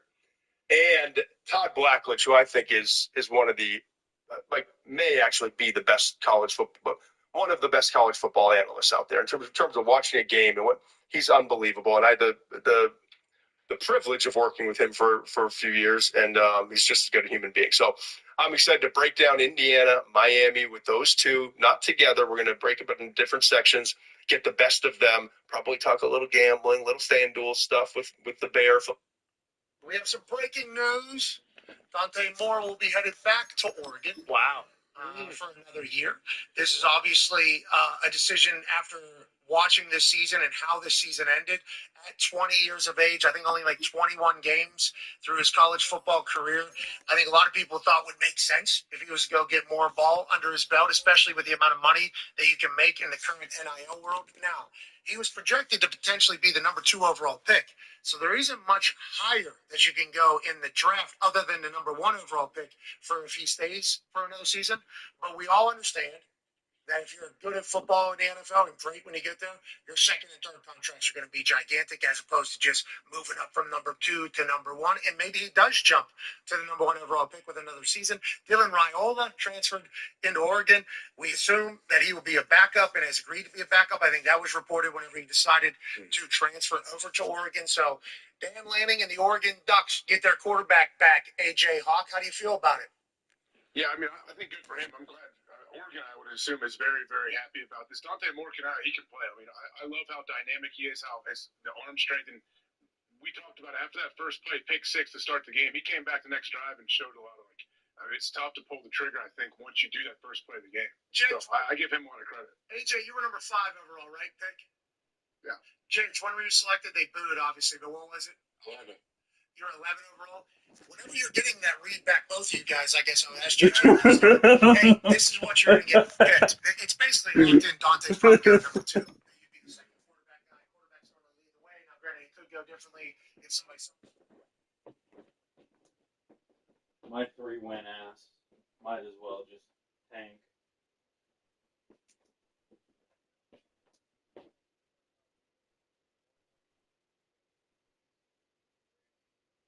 Comes to the ability to get to a second contract and pushing it a year down the road, and NIL has changed everything. It's not. I mean, yes, there's still absolutely the love of the game and wanting to finish unfinished business and all of that, but more than ever, this is all a business now.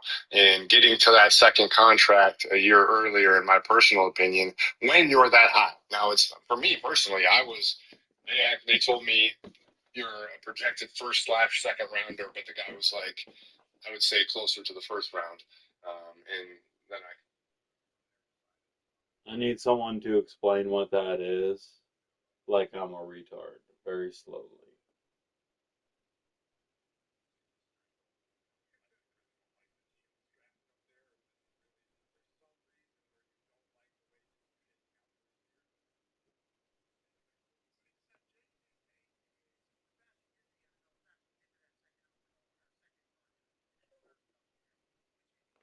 $50 million a year, 45, 60 million probably a year, whenever they get to that point. It's very different conversation for a projected 4th or 5th round pick quarterback who can also make $6-7 million in college. Very different conversation.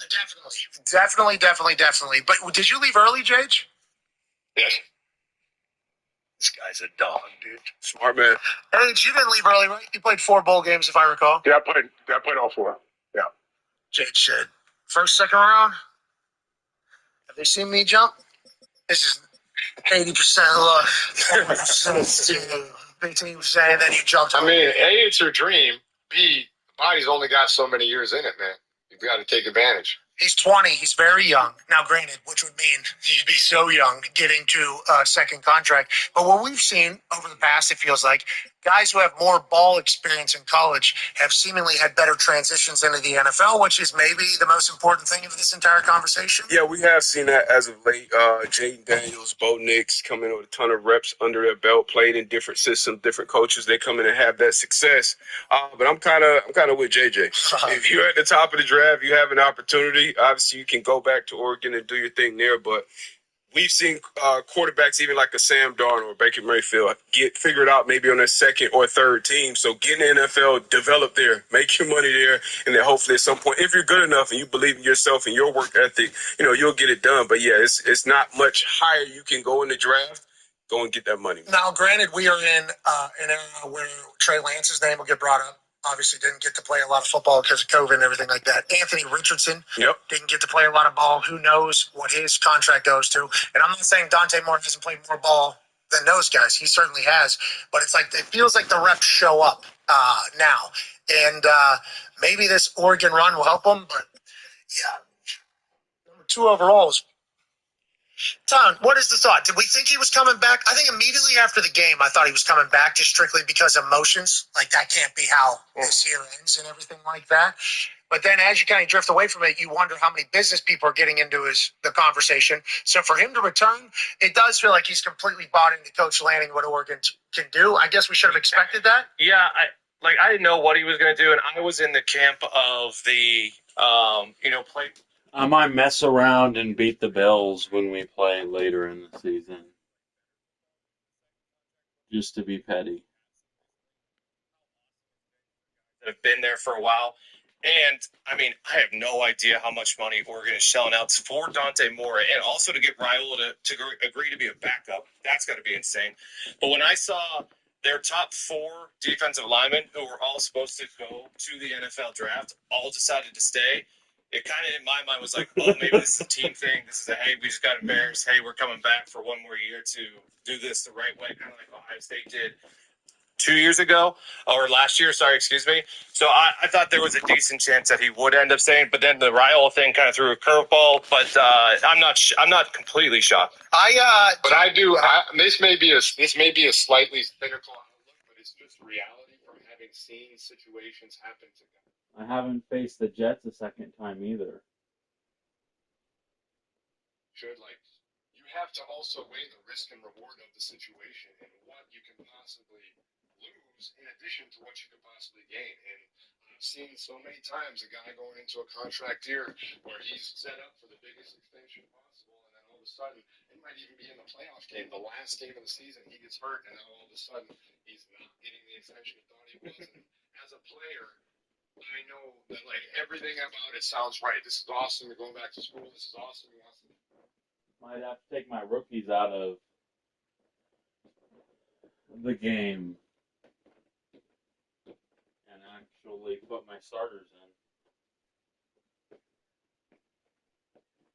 Really cool. But there's a chance that movie ends bad and it doesn't work out whenever you come back. And then also, what else happened? Well, projections are a little bit different because the quarterback class next year loaded. Absolutely loaded. So if you continue to think about the second contract, though, with how loaded the next quarterback class is, maybe he propels himself up to number 1, but also maybe he gets on a team that isn't completely ass. There are certainly some positives that can come from all this if he remains healthy and if he continues to develop. Just have with Penn State. Drew Aller was number 1 overall pick, and they were going to have 2 other dudes go from that D-line, and their running backs were going to go, and their entire season exploded after playing Oregon. So you can make that argument. But also, on the other side of it, you can look at, Ty Simpson, guy going to play on Monday, Carson Beck, holy shit.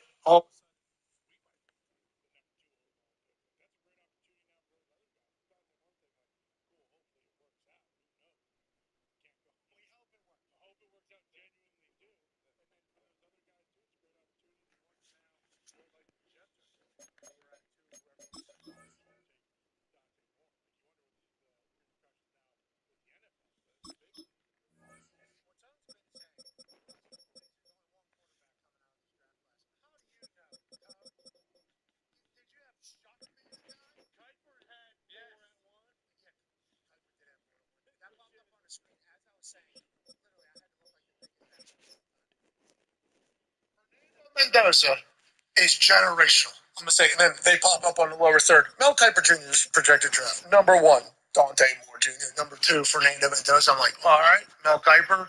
Didn't know I got drafted to punt on the day I got drafted. Yeah, he should do a thing. My draft celebration.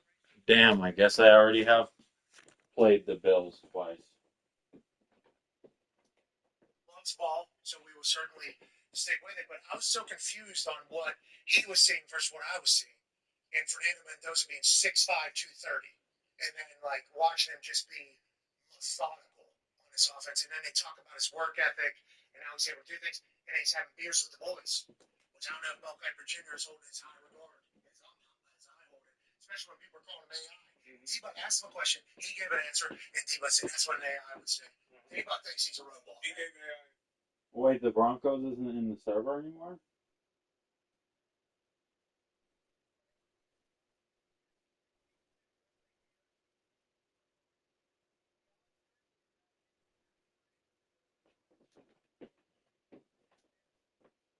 Damn, I missed a lot. He was cool, man. He's thrown to spots, too. He can't see shit. So he's not going to be able to see in the NFL. Obviously, that's going to be talked about a lot. But whenever he was playing, the game we were watching against Miami's defense, very big, very physical, he was throwing to spots already. So, like, that's an NFL throw. He said Brock Purdy has to do that. He's small. Drew Brees had to do that. Kyler Murray is going to have to continue to get better at that. Like, that is what undersized guys have to kind of prove. He proved that to us, I think, against Miami. Yeah, I was very impressed with his just control of the game, understanding coverages, understanding what spots to throw to, kind of the timing, when to throw to him. You saw. Probably deserved it.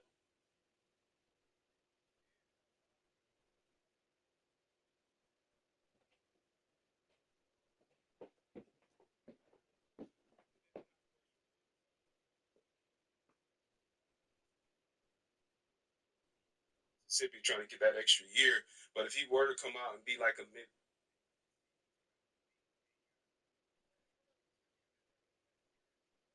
Okay, baby. Love you. Loaded with names. Yeah. Who knows if they'll end up being actual players. So many teams right now need quarterbacks, and there's 9 open jobs. A few of those teams need quarterbacks. You assume a coach might like a guy. Hey, if he's there, we'll take him. Dano said Kirk Cousins, and then he said Kirk Cousins. Is he going to get cut? Is what he said? Allegedly. I think so. Which makes no sense because he also said if Kirk Cousins would have started every game, the Falcons would have won 11 games and won the division. So why would you cut that? So he's speaking from Kirk's side, saying they're about to cut a guy that if they would have just let him play this last year, he would have won a bunch of games. Is it possible re-sign them? Yeah. They got him, didn't he say that? Yeah, like redo his deal, and Christian Kirk Cousins might end up just picking a different team. Like there might just be another team up there at the top that wants him. It's a great question, JJ. Oh, probably the play, the one I pretend doesn't exist.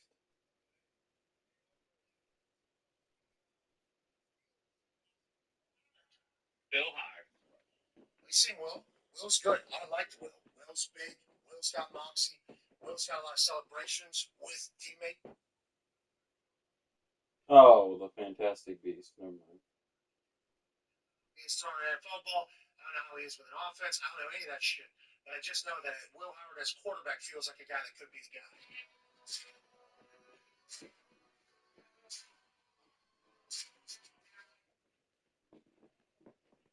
What's up, everybody? Connor here. I get why you would kick someone off of interrupting that.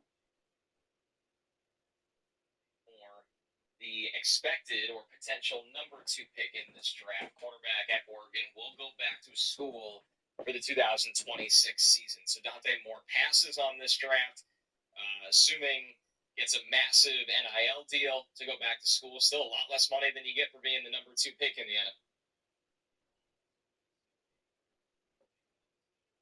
I'm bored, so probably about to go watch an old anime.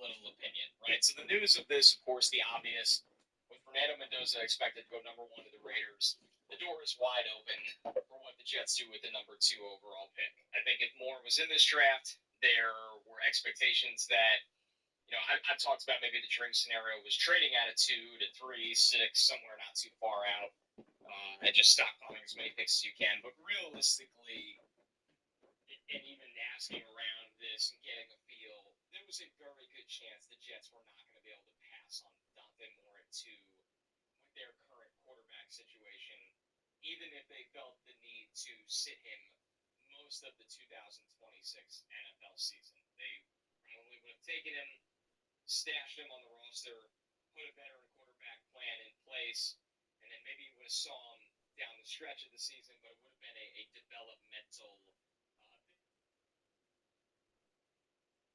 would have had to plan for with Dante Moore at 2. Now that is off the table, I'm sure we'll reach a point where you hear Is there another quarterback they consider it too?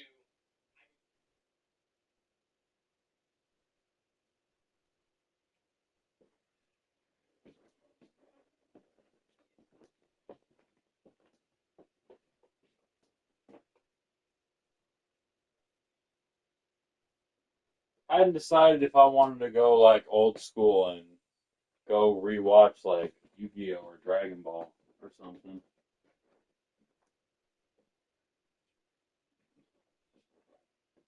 Simpson is a guy I still wouldn't be shocked if he found his way in top 20 again, but I don't expect there to be another quarterback even in the conversation to go number 2 overall. I think, and the opinion side of this is going to be really, really important. I just want to clear up all of the news. I just ultimately think that there is so much heat on this current version of the Jets. That they could have sold this game away after that turnover sequence, and then there's the side of it as well. Did the same thing against me. It was close.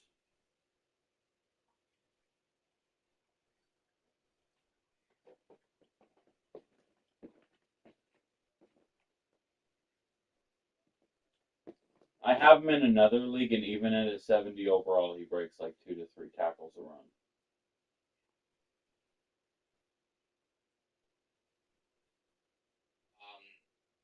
I got it a little weird, considering I guess it's a good promo. Yeah, especially Yu-Gi-Oh for me.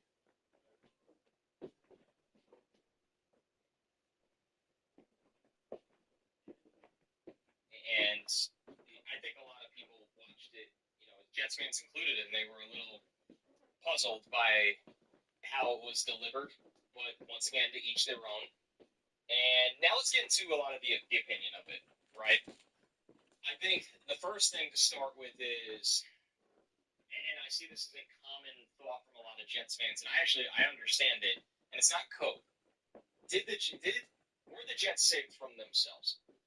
And I think there's an argument for that. That's not people just coping with this decision, because it goes back to my opening statement. I believe the Jets would have felt like they would have had to take him, and a 20-year-old quarterback that is far from ready, and they would have had to stash him and really try to put the right infrastructure around him. All those are good things, but would it? All right. Welcome back, buddy. Sport Chat 503. Thank you very much for watching First Down alongside. By the way, I appreciate it. Coming live from beautiful Portland, Oregon, out here on the West Coast. Trying to break it all down for you guys. It is transfer portal season, and boy, oh boy, the Ducks have been hammered by the transfer portal. You've got 27 outgoing transfers. Wow. At this point, you got 7 coming in. But Yeah, I feel sick, whether it be Pokemon or Yu-Gi-Oh, thinking about all of the first edition cards I had and how much they're worth now.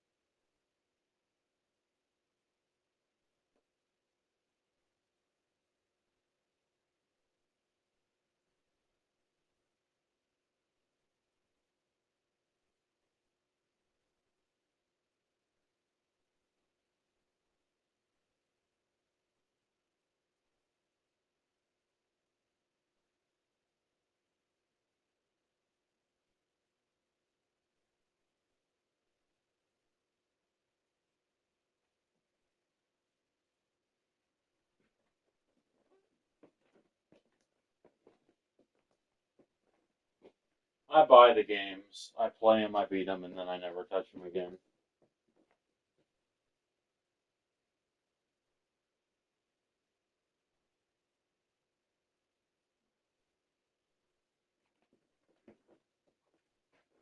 Literally, the only reason I have a Switch is to play Pokemon.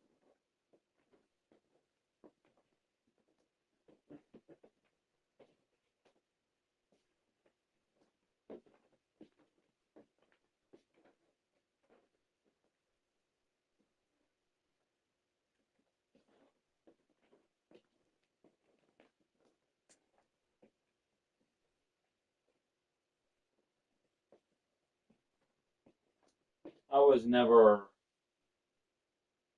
super into Mario Kart or Zelda, so don't really have that grabbing my attention for the Switch.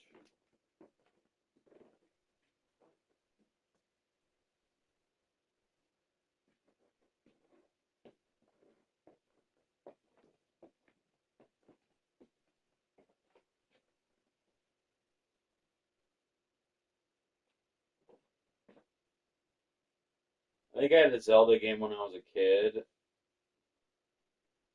and I was so frustrated by it, I gave up.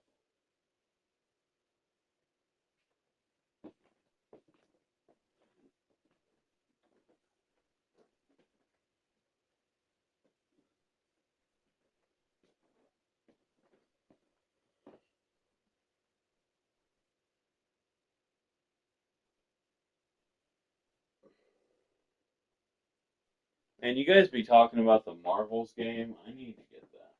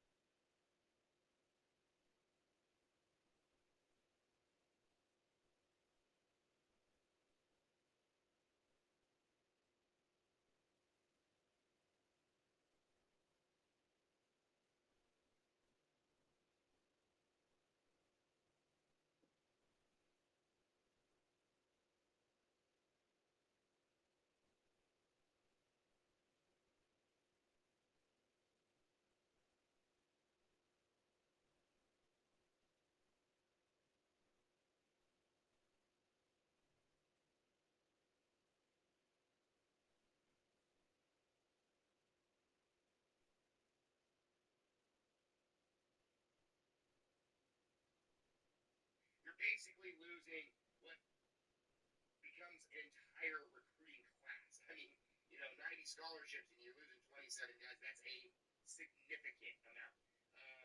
You're losing two tight ends, right? You're losing a defensive lineman across the board. Edge guy Blake Purchase, who really played good football for the Ducks, especially his first year. I really thought you'd see a little bit more production from him this year, but man, the guy, really, really good player. He's going to go make a difference. Jericho Johnson, another defensive lineman. Terrence Green, defensive lineman. Jody Gray, defensive lineman. Xavier Sims, defensive line. I mean, just the list goes on and on. Linebackers, Marvin Tootie. You had Jaden Lamar obviously go. He went up to Washington. Mekhi Hughes, we knew he was going to go. He goes to Houston. Jay Harris goes over to K-State. And I'm a big fan of seeing a lot of these guys go and make a difference at another school. Again, I like the transfer portal. I'm not here trying to be a hater on any level. I try to stay positive with it all. What I love about the transfer portal is it gives a kid an opportunity to make a difference for another team and really redefine his college career. You only get one shot at this, and you got to make it count while you can. And a lot of guys, the window is closing, and it goes quick. And if you find yourself on a great team like Oregon is, and you're not getting the playing time that you expect, you can still go make a big difference to another school. You've got a big name. You're coming from a big school. And a lot of these guys coming out of high school, they're going to take the best offer available. And they're going to take either the place that they have the best money available with NIL, then maybe the place that has. I just love when the safety decides to fuck off somewhere when he's supposed to be deep.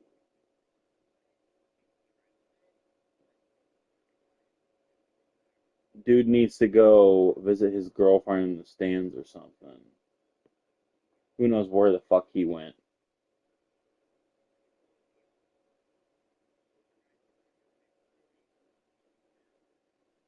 Yeah, but, you're still going to be able to root these guys on. If you really care about these guys as individuals, you shouldn't take it in a negative way and react in a certain way against these guys. And the same thing goes with the coaches, man. Everything is moving, right? It's all moving parts. You've got Tosh Lupoy who's leaving. He's going to try to take guys with him.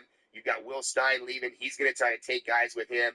Kingston Lopa goes down to Cal. That should be a good. I didn't think I needed to hear from a retard. But, I mean, here you are. We know the long list of the Ducks who are leaving. And, this is also an important concept. Recruiting is still the lifeblood of every college football program, but the transfer portal has changed it dramatically. And those are the best. For high school kids. So you bring in these transfers, and they're going to plug and play. Well, there's sometimes in a recruiting class where you're expected to have 20 spots maybe available, and all of a sudden now that transfer portal. My favorite animation is the linebacker in his linebacker spot and Superman tackling and getting like 3 yards behind the line of scrimmage on a dive.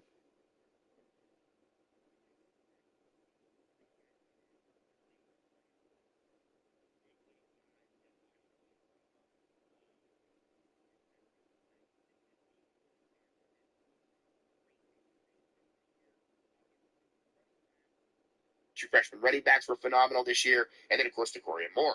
So you've got some examples of if you're good enough, if you're old enough. That's what the Lions was doing today. Couldn't even get the handoff before I'm getting tackled.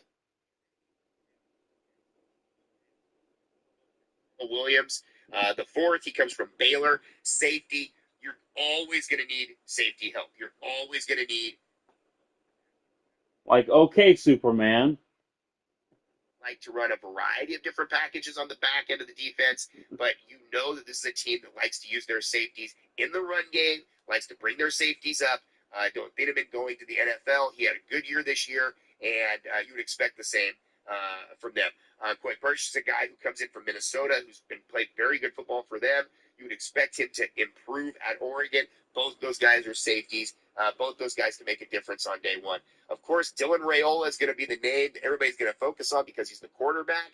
But because Dante Moore comes back, you've got a nice little cushion for him. He's going to be able to come into this program on day one and be able to sit, be able to relax a little bit, take a deep breath a little bit, and then get himself into a position where he can really make a difference going forward.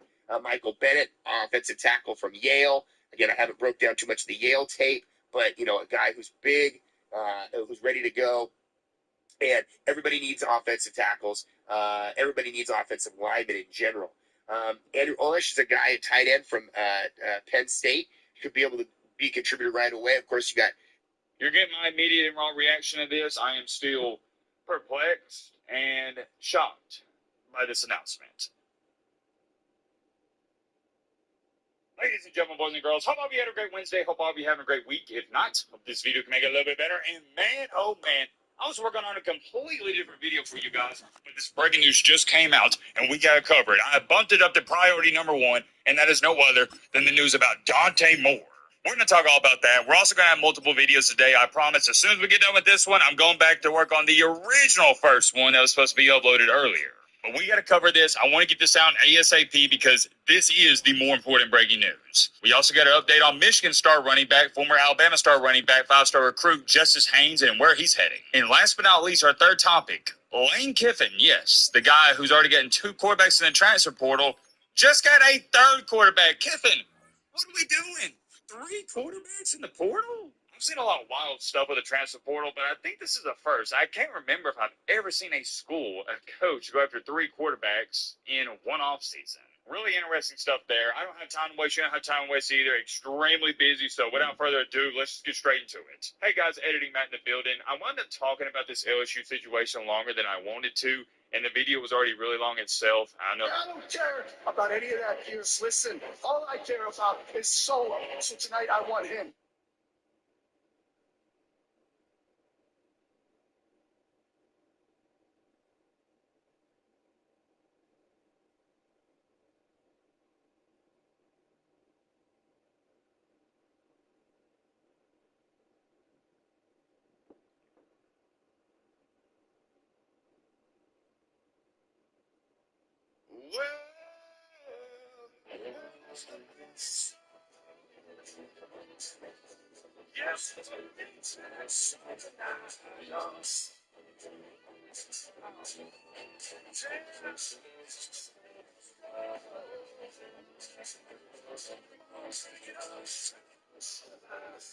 With the first pick in the NFL playoffs draft, I'm taking Josh Allen, clearly the best quarterback, had a great wild card weekend game. Just to clarify, this is only players from teams who are still remaining in the playoffs after wild card weekend. With that being said, I think there's a very clear tier gap after the second best quarterback remaining in the playoffs, and I'm going to take him. I'm taking Matthew Stafford from the Los Angeles Rams, probably the MVP of the regular season. With my 3rd pick in this draft, I don't need to take a quarterback. You guys have your quarterbacks. I'm going to go ahead and I'm going to take Christian McCaffrey at running back. For the 4th pick, I'm going to get my wide receiver 1. We're going to get Jackson Smith and Jigba. That's perfect because that leaves a clear duo. Both Rams, Stafford to Puka. It's so obvious. I'm taking Puka Nacua as my wide receiver 1. With the first pick of my back-to-backs, I'm going to take James Cook, stack him up with Josh Allen, the second best running back left in the playoffs easily. With my next pick, I'm going to take George Kittle. I know he's hurt, but we turned injuries off for this. Clearly the best tight end left in the playoffs. Very clearly the second best tight end left in the playoffs. He was a rookie, but he absolutely dominated in his first playoff game. I'm going with Colston Loveland. It's definitely what I wanted. With my next pick, I'm going to take for my wide receiver 2. We're going to take Devontae Adams.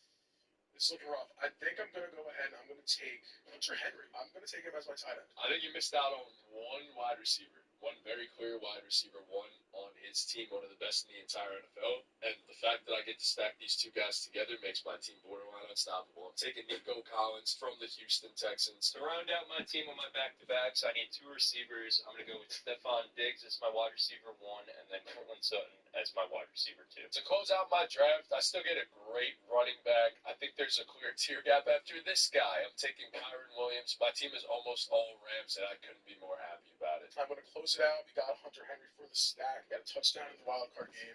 Drake May. You got to take the schedule. You got to take Drake the schedule, man. Comment down below who you think won this draft. With the first pick in the NFL playoffs draft, I'm taking Josh Allen, clearly the best quarterback, had a great wild card weekend game. Just to clarify, this is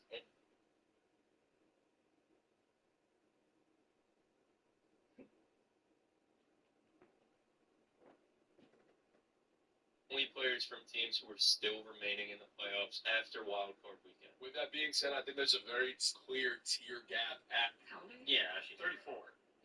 Yes, our band's stronger.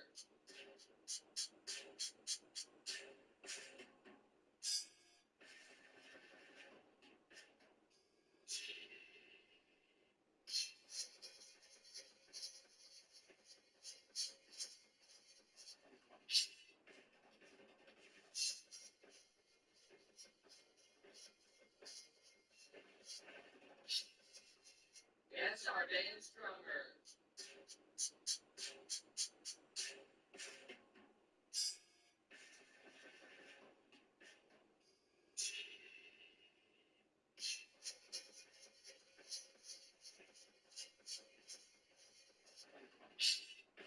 All right, this is my wife guessing NFL playoff teams. Are you ready? All right, who's that? The Chicago Bulls. Oh, it's NBA. Oh, no. Longhorns, Texas.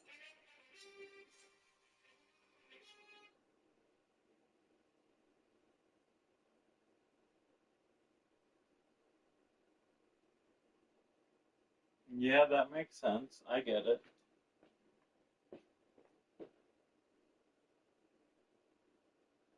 All right, who's that? Oh, Micah. The Packers. Oh, really? Green Bay Packers. Negro. Wrong that I am. Oh, Ravens. All right, who's this? This one always stumps me. That's easy. Tom Brady. English Patriots. All right, who's this? Ew. Can I say it? Yeah. The Eagles. All right, who's that? Los Angeles Rams. How do you know that? I know things. All right, who's this? The King County Cougars. The what? King County Cougars.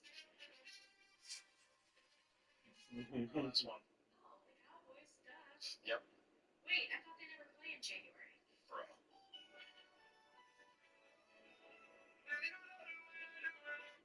All right, this is my wife guessing NFL playoff teams. Are you ready? I guess. All right, who's that?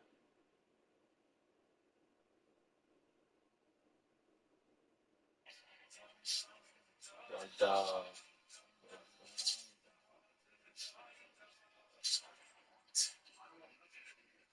Rich, what the hell was he doing in the car?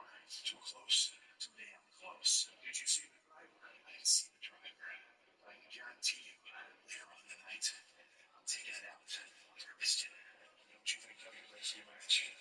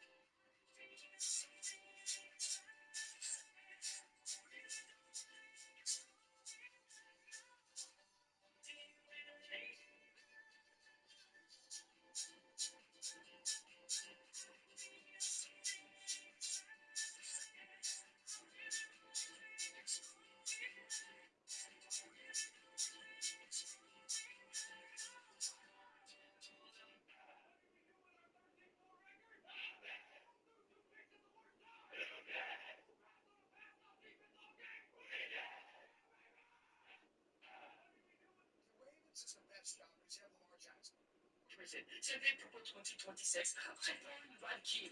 I'm doing it, guys. And there's a 50-50 chance.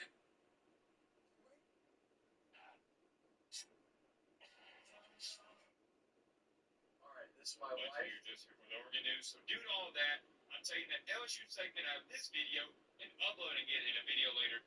All right, this. Hey, babe.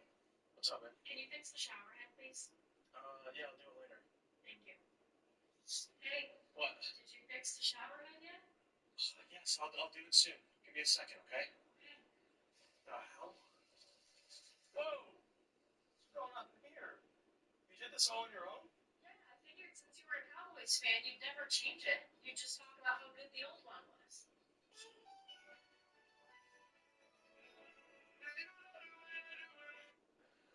All right, Kenzie, what brings you to therapy today? I'm pregnant with your child. Is that why we don't kiss anymore? Why are you all wet? I started vomiting and I couldn't stop. Is that why you look like shit right now? Are you kidding? Why are you crying? Oh my gosh. What? Look at this bracelet that Rachel's husband bought for her. Huh. That is so pretty. Yeah, it's cute. For her birthday or No, anniversary? no, literally just because. That's nice. Why don't you ever do anything like that? How could I? I don't know her wrist size. In jail, accused of killing her own husband, and she apparently told detectives that she did. Oh my gosh. What? Look at this bracelet that Rachel's husband bought for her. Huh. That is so pretty. It's... Hey, babe. Hey. I've had a really long day. I just need some alone time. Okay. Oh my gosh. Hi. Hi. I'm bored. I'm sorry. What are you doing? I'm watching a movie. Do you love me? Yes. Are you sure? Yes. Can I walk with you? Honey, I'm just trying to chill right now. Like, I'm just, you know. Okay, hold on. Oh my god. Here you go. I thought you might need this. Thank you. I really appreciate it. Alright, you can watch the movie with me. Yay.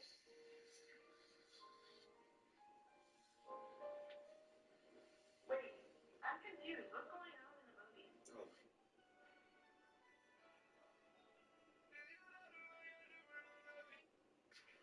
Hey, babe. Hey. Oh, I feel awful. Yeah, you were super drunk last night. What? I don't remember anything. Jake, you literally walked in, fell on the coffee table, and almost broke it in half. You dented our front door, and you ripped off the handle to the back door. Oh my god. Yeah. Why are you in such a good mood? Well, you also vomited on yourself. Oh god. Yeah, so when I was trying to help you get your new clothes on, Yeah. you smacked my hand out of the way and said, "Get away from me, I have a wife."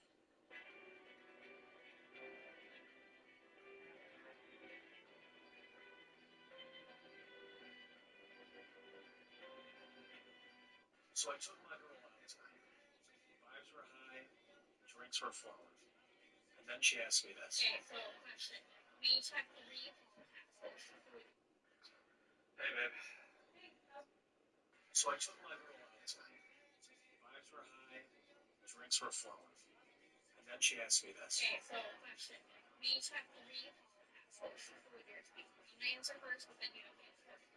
She picked Justin Bieber, Vince Vaughn, and Jason Bateman. Honestly, not that bad. Then it was my turn. Apparently her best friend, the neighbor across the street, and Kelsey in the marketing department were the wrong answers. So I took my girl out tonight. Vibes were high, drinks were flowing.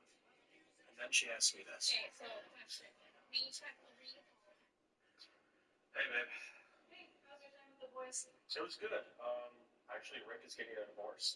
Rick and Melissa? Yeah. Are you kidding me? No. What happened? I guess she stopped talking to him for like 6 months. That is horrible. Yeah, I told him to think about it. Why? You know how hard it is to find a wife like that? A woman in jail accused of killing her own husband, and she apparently told detectives that she did. Alright, you guys want to see something crazy? Hey, Kenzie, the credit card summary came in. You want to review it? But then if I come over here, oh, yes. Take one of these.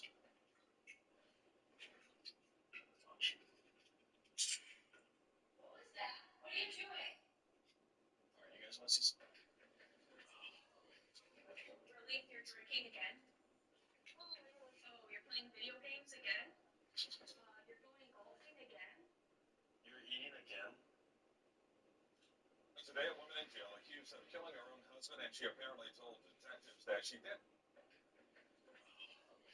Really? You're drinking again? Oh, you're playing video games again? You're going golfing again? What is wrong with this picture? What? You need to get the towel and dry the water droplets. Dry the Were you water. raised in a pigsty? Then it looks nice. You gotta take better care of things. Hey, babe, have you seen my... Oh, there it is.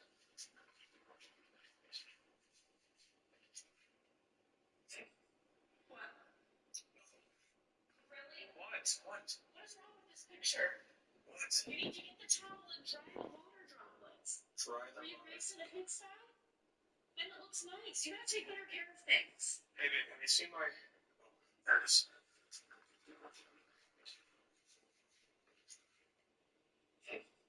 What?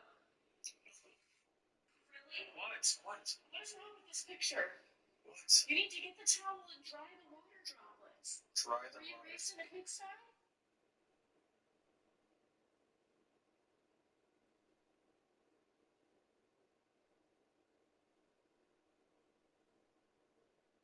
Let him die there in Buffalo.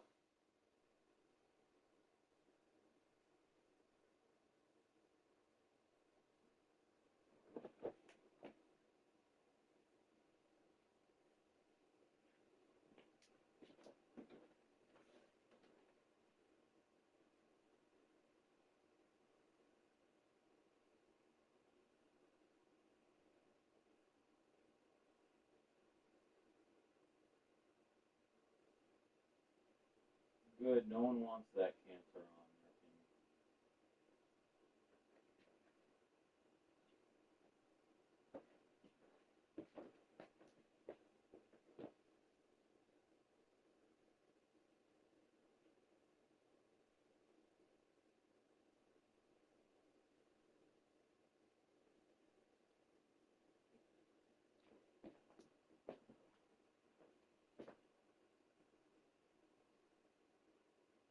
He's like,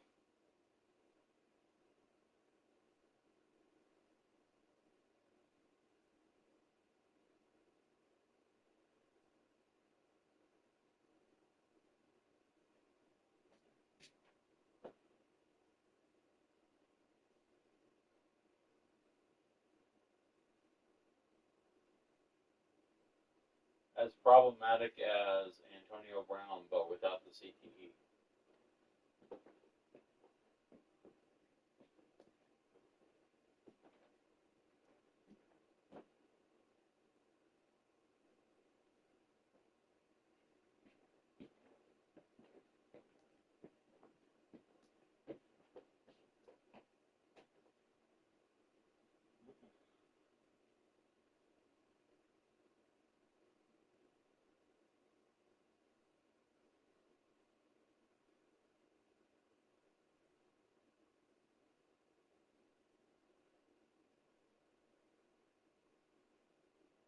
My favorite play was when he literally, like, drop kicked somebody.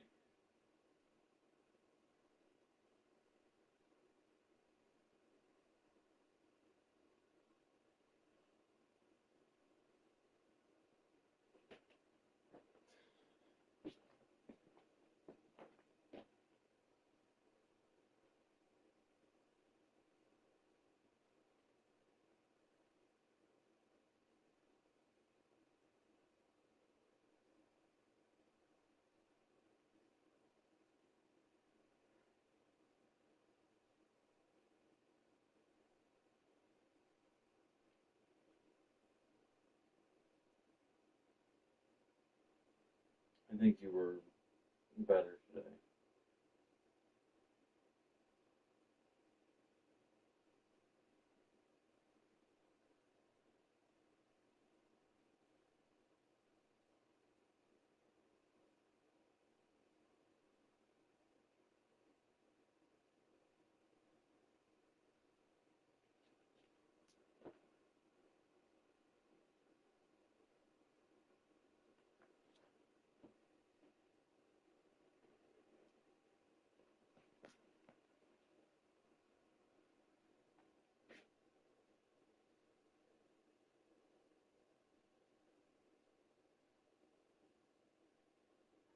Then it looks nice. You gotta take better care of things. Hey, babe, what a day.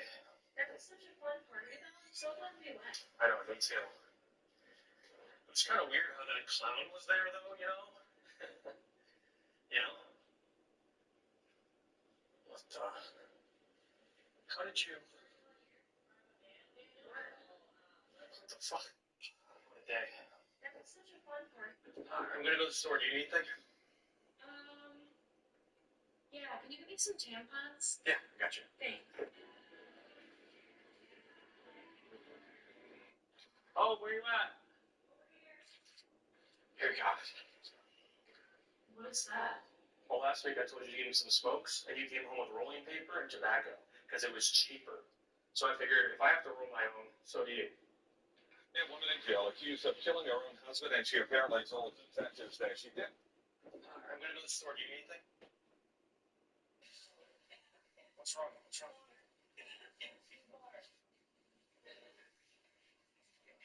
What's wrong? What happened? I don't know. I was just sleeping like this. Okay. And then I noticed that this was underneath my pillow. Every time I'm around one of these things, I just start choking.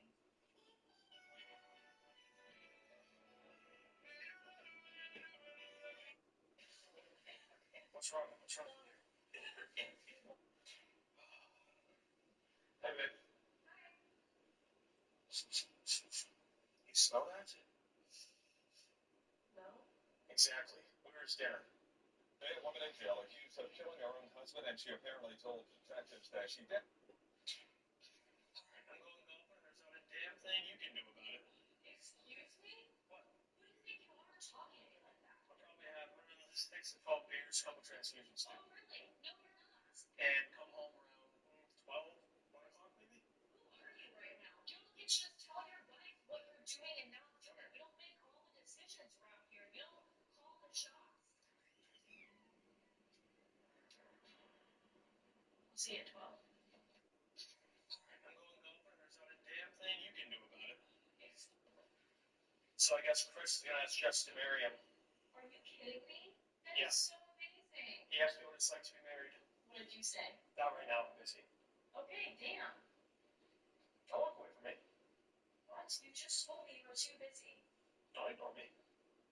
What are you talking about? I think you need to apologize right now. Apologize for what? I didn't do anything. And then I said that's what it's like being married. A woman in jail accused of killing her own husband, and she apparently told detectives that she did. So I guess Chris... Damn it. What? What's wrong? Every time I have a nice workout, I come home, take a shower, get dressed, and every single time I try to make a protein shake, it turns out like this. You have a serious problem. Damn it. What?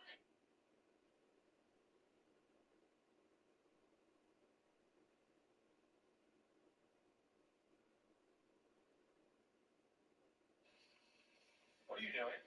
I'm trying to fix this stupid vacuum. What's wrong with it? It just doesn't suck. I keep going over the same pieces, and they're still there. I ordered a new part. It still doesn't suck. Okay, what do you know about fixing vacuums? Let me see it. Wait, I think I got it. What? Just hit this here. Parts. Put this over it. Let's see. Bro.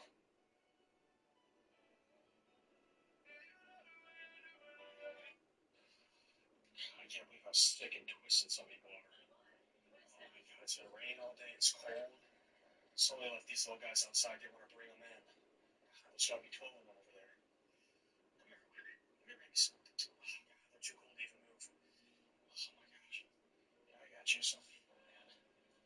If you're cold, they're cold. I can't believe how sick and twisted some people are. What is Oh that? my god, it's gonna rain all. Morning. Morning. What are you making? Nice coffee. You want one? No. You know, ever since I switched from coffee to orange juice, I've been a lot happier. Really? Yeah. It's the vitamin C. That makes sense. I love you.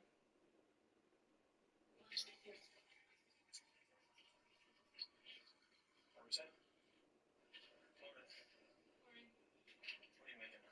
Nice coffee. You want one? No. You know, ever since I switched from coffee to orange juice, I've been a lot happier. Really? Yeah. The doctor said it's the vitamin C. That makes sense. Vitamin C can be good for your skin, your hair, your teeth, your energy levels, your... were you saying? Morning. What are you making? All right, this is my wife guessing NFL logos, art edition. Are you ready? All right, who's this? Okay. All right, who's this? Los Angeles Lightning. Wait. Oh, I don't know if I have permission to say this. Yeah, permission. All right, who's this? I have no idea. The Bullhorns? Who's this? The cheetah? No, pumas. Cheetahs. Which one? Cheetahs. Who's this? Isn't that the U.S. Postal Service? Yes, damn it. They do have something in common with the NFL, though. What? They're kind of like the Cowboys. How? They don't deliver on Sundays.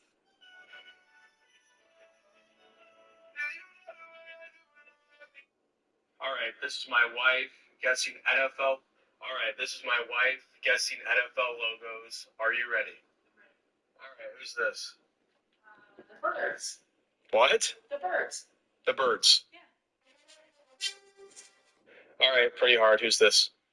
Let me think. Kansas City Chiefs. Okay. Everybody knows that. All right. American Bison. American Bison. All right, who's this? The Warhounds. Who? What's that thing called? The Horseshoes. All right, I get this wrong. The Jokers. Oh my.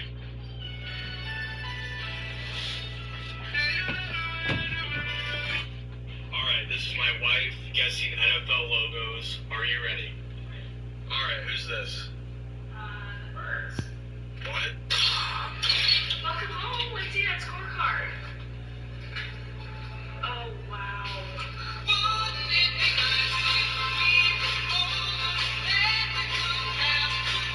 All right, you know the drill. $100 per par. 1, 2, 3, 4, 5. You know better than to have dirty clothes and kill your performance. I know your feet are probably so sore. So run me through that approach shot again at full 12, step by step. 4 hours? You've been gone for 4 hours. How much have you had to drink? Let me smell. Welcome home. Let's see that scorecard. What are you doing? I'm just being you for the day. What do you mean? Playing video games, drinking a beer, having some snacks, just sitting around doing nothing. What are you doing? I'm being you for the day. Oh, really? So you think I just stand in the kitchen and stare out the window all day? No, I'm trying to think of ways to start an argument. Woman in jail accused of killing her own husband, and she apparently told detectives that she did. What are you doing? I'm just being you. We're gonna run in there real quick and get something. Tonight, be on the lookout for that. So we're headed straight into topic 2. Moving along here, though, to our second topic, Justice Haynes. We got an update on him. Y'all know Justice Haynes. I don't have to give you that whole spielio dealio. Former 5-star recruit. He was a great running back at Alabama. But his dilemma with Bama is the same dilemma I had with Bama while he was there. They refused to give him the ball. He was averaging 7 yards per carry, but he only averaged about 5 carries or 6 carries a game. I would have left too. So he's looking at it going, I really don't want to leave Alabama, but if they're not going to give me reps, I might as well go elsewhere. So he decided to go to Michigan and run first team, and it worked out. He was a great running back for Michigan this year, one of the best running backs in the nation, but for some odd reason, he's like, I'm not too pleased with the way things are going. I'm going to enter the portal again. That one's still a little head-scratching to me, and we talked about this a couple days ago. It was looking like, from all the reports that I read off to you guys, that he was going to Georgia Tech. Well, he has now made it official. He is going to the Yellow Jackets, and I don't get it. I know Georgia Tech likes to run the ball. I'm not saying it won't work out, but I view this as a lateral move. And to me, there's no point of it. At Michigan next year, he'd be a 1,000-yard rusher. At Georgia Tech next year, I think he'll be a 1,000-yard rusher. So why leave? You really can't even say, oh, well, what about NIL, Matt? No, that can't be the reason. He went from walk-on to starter to the nation's leading passer at North Texas. True mess to make. Just signed a 2-year, $7.5 million deal to Oklahoma State. And we've seen some improbable things like that happen before. Trinidad Chambliss over at Ole Miss, going from D2 Ferris State to being in the national championship conversation. But I think that the thing that makes Mestemaker an even more improbable story is that he was a high school backup. He got more run at safety and punter than he did at quarterback when he was at Vandergrift High School in Austin. And Mestemaker had the same amount of total TDs in North Texas's bowl game against San Diego State than he did his entire varsity career in high school. So when you see a junior playing JP, the kid's grinding it out in the weight room, or the quarterback that only runs out on varsity to close out the game or taking a knee, don't laugh, because the impossible is now possible. They might end up making more money by the age of 21 than you make your entire life. So Drew Mestemaker, good job. And if you like this sort of content, go to Unafraid Show on YouTube.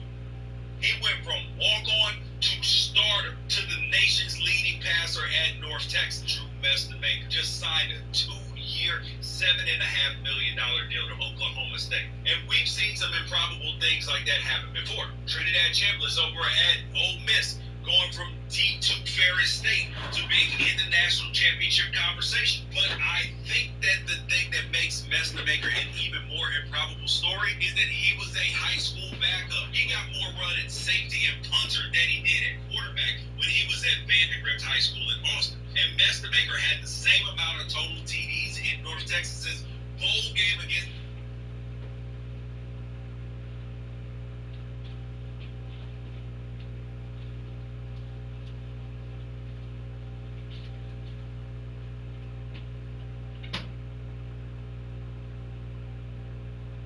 He went from walk-on, what the hell is going on with Parker Livingstone, jumping from one side of the Red River rivalry to the other, because this kid seemed destined for greatness and stardom in Texas. He was Arch Manning's roommate. That's already a leg up. He grabbed 29 catches for over 500 yards and 6 touchdowns this year. So what happened? Well, Livingstone dropped a statement on social media saying, never in a million years did I think I was going to be into the portal looking for a new home. Some things are out of my control, such is the reality of an ever-changing land.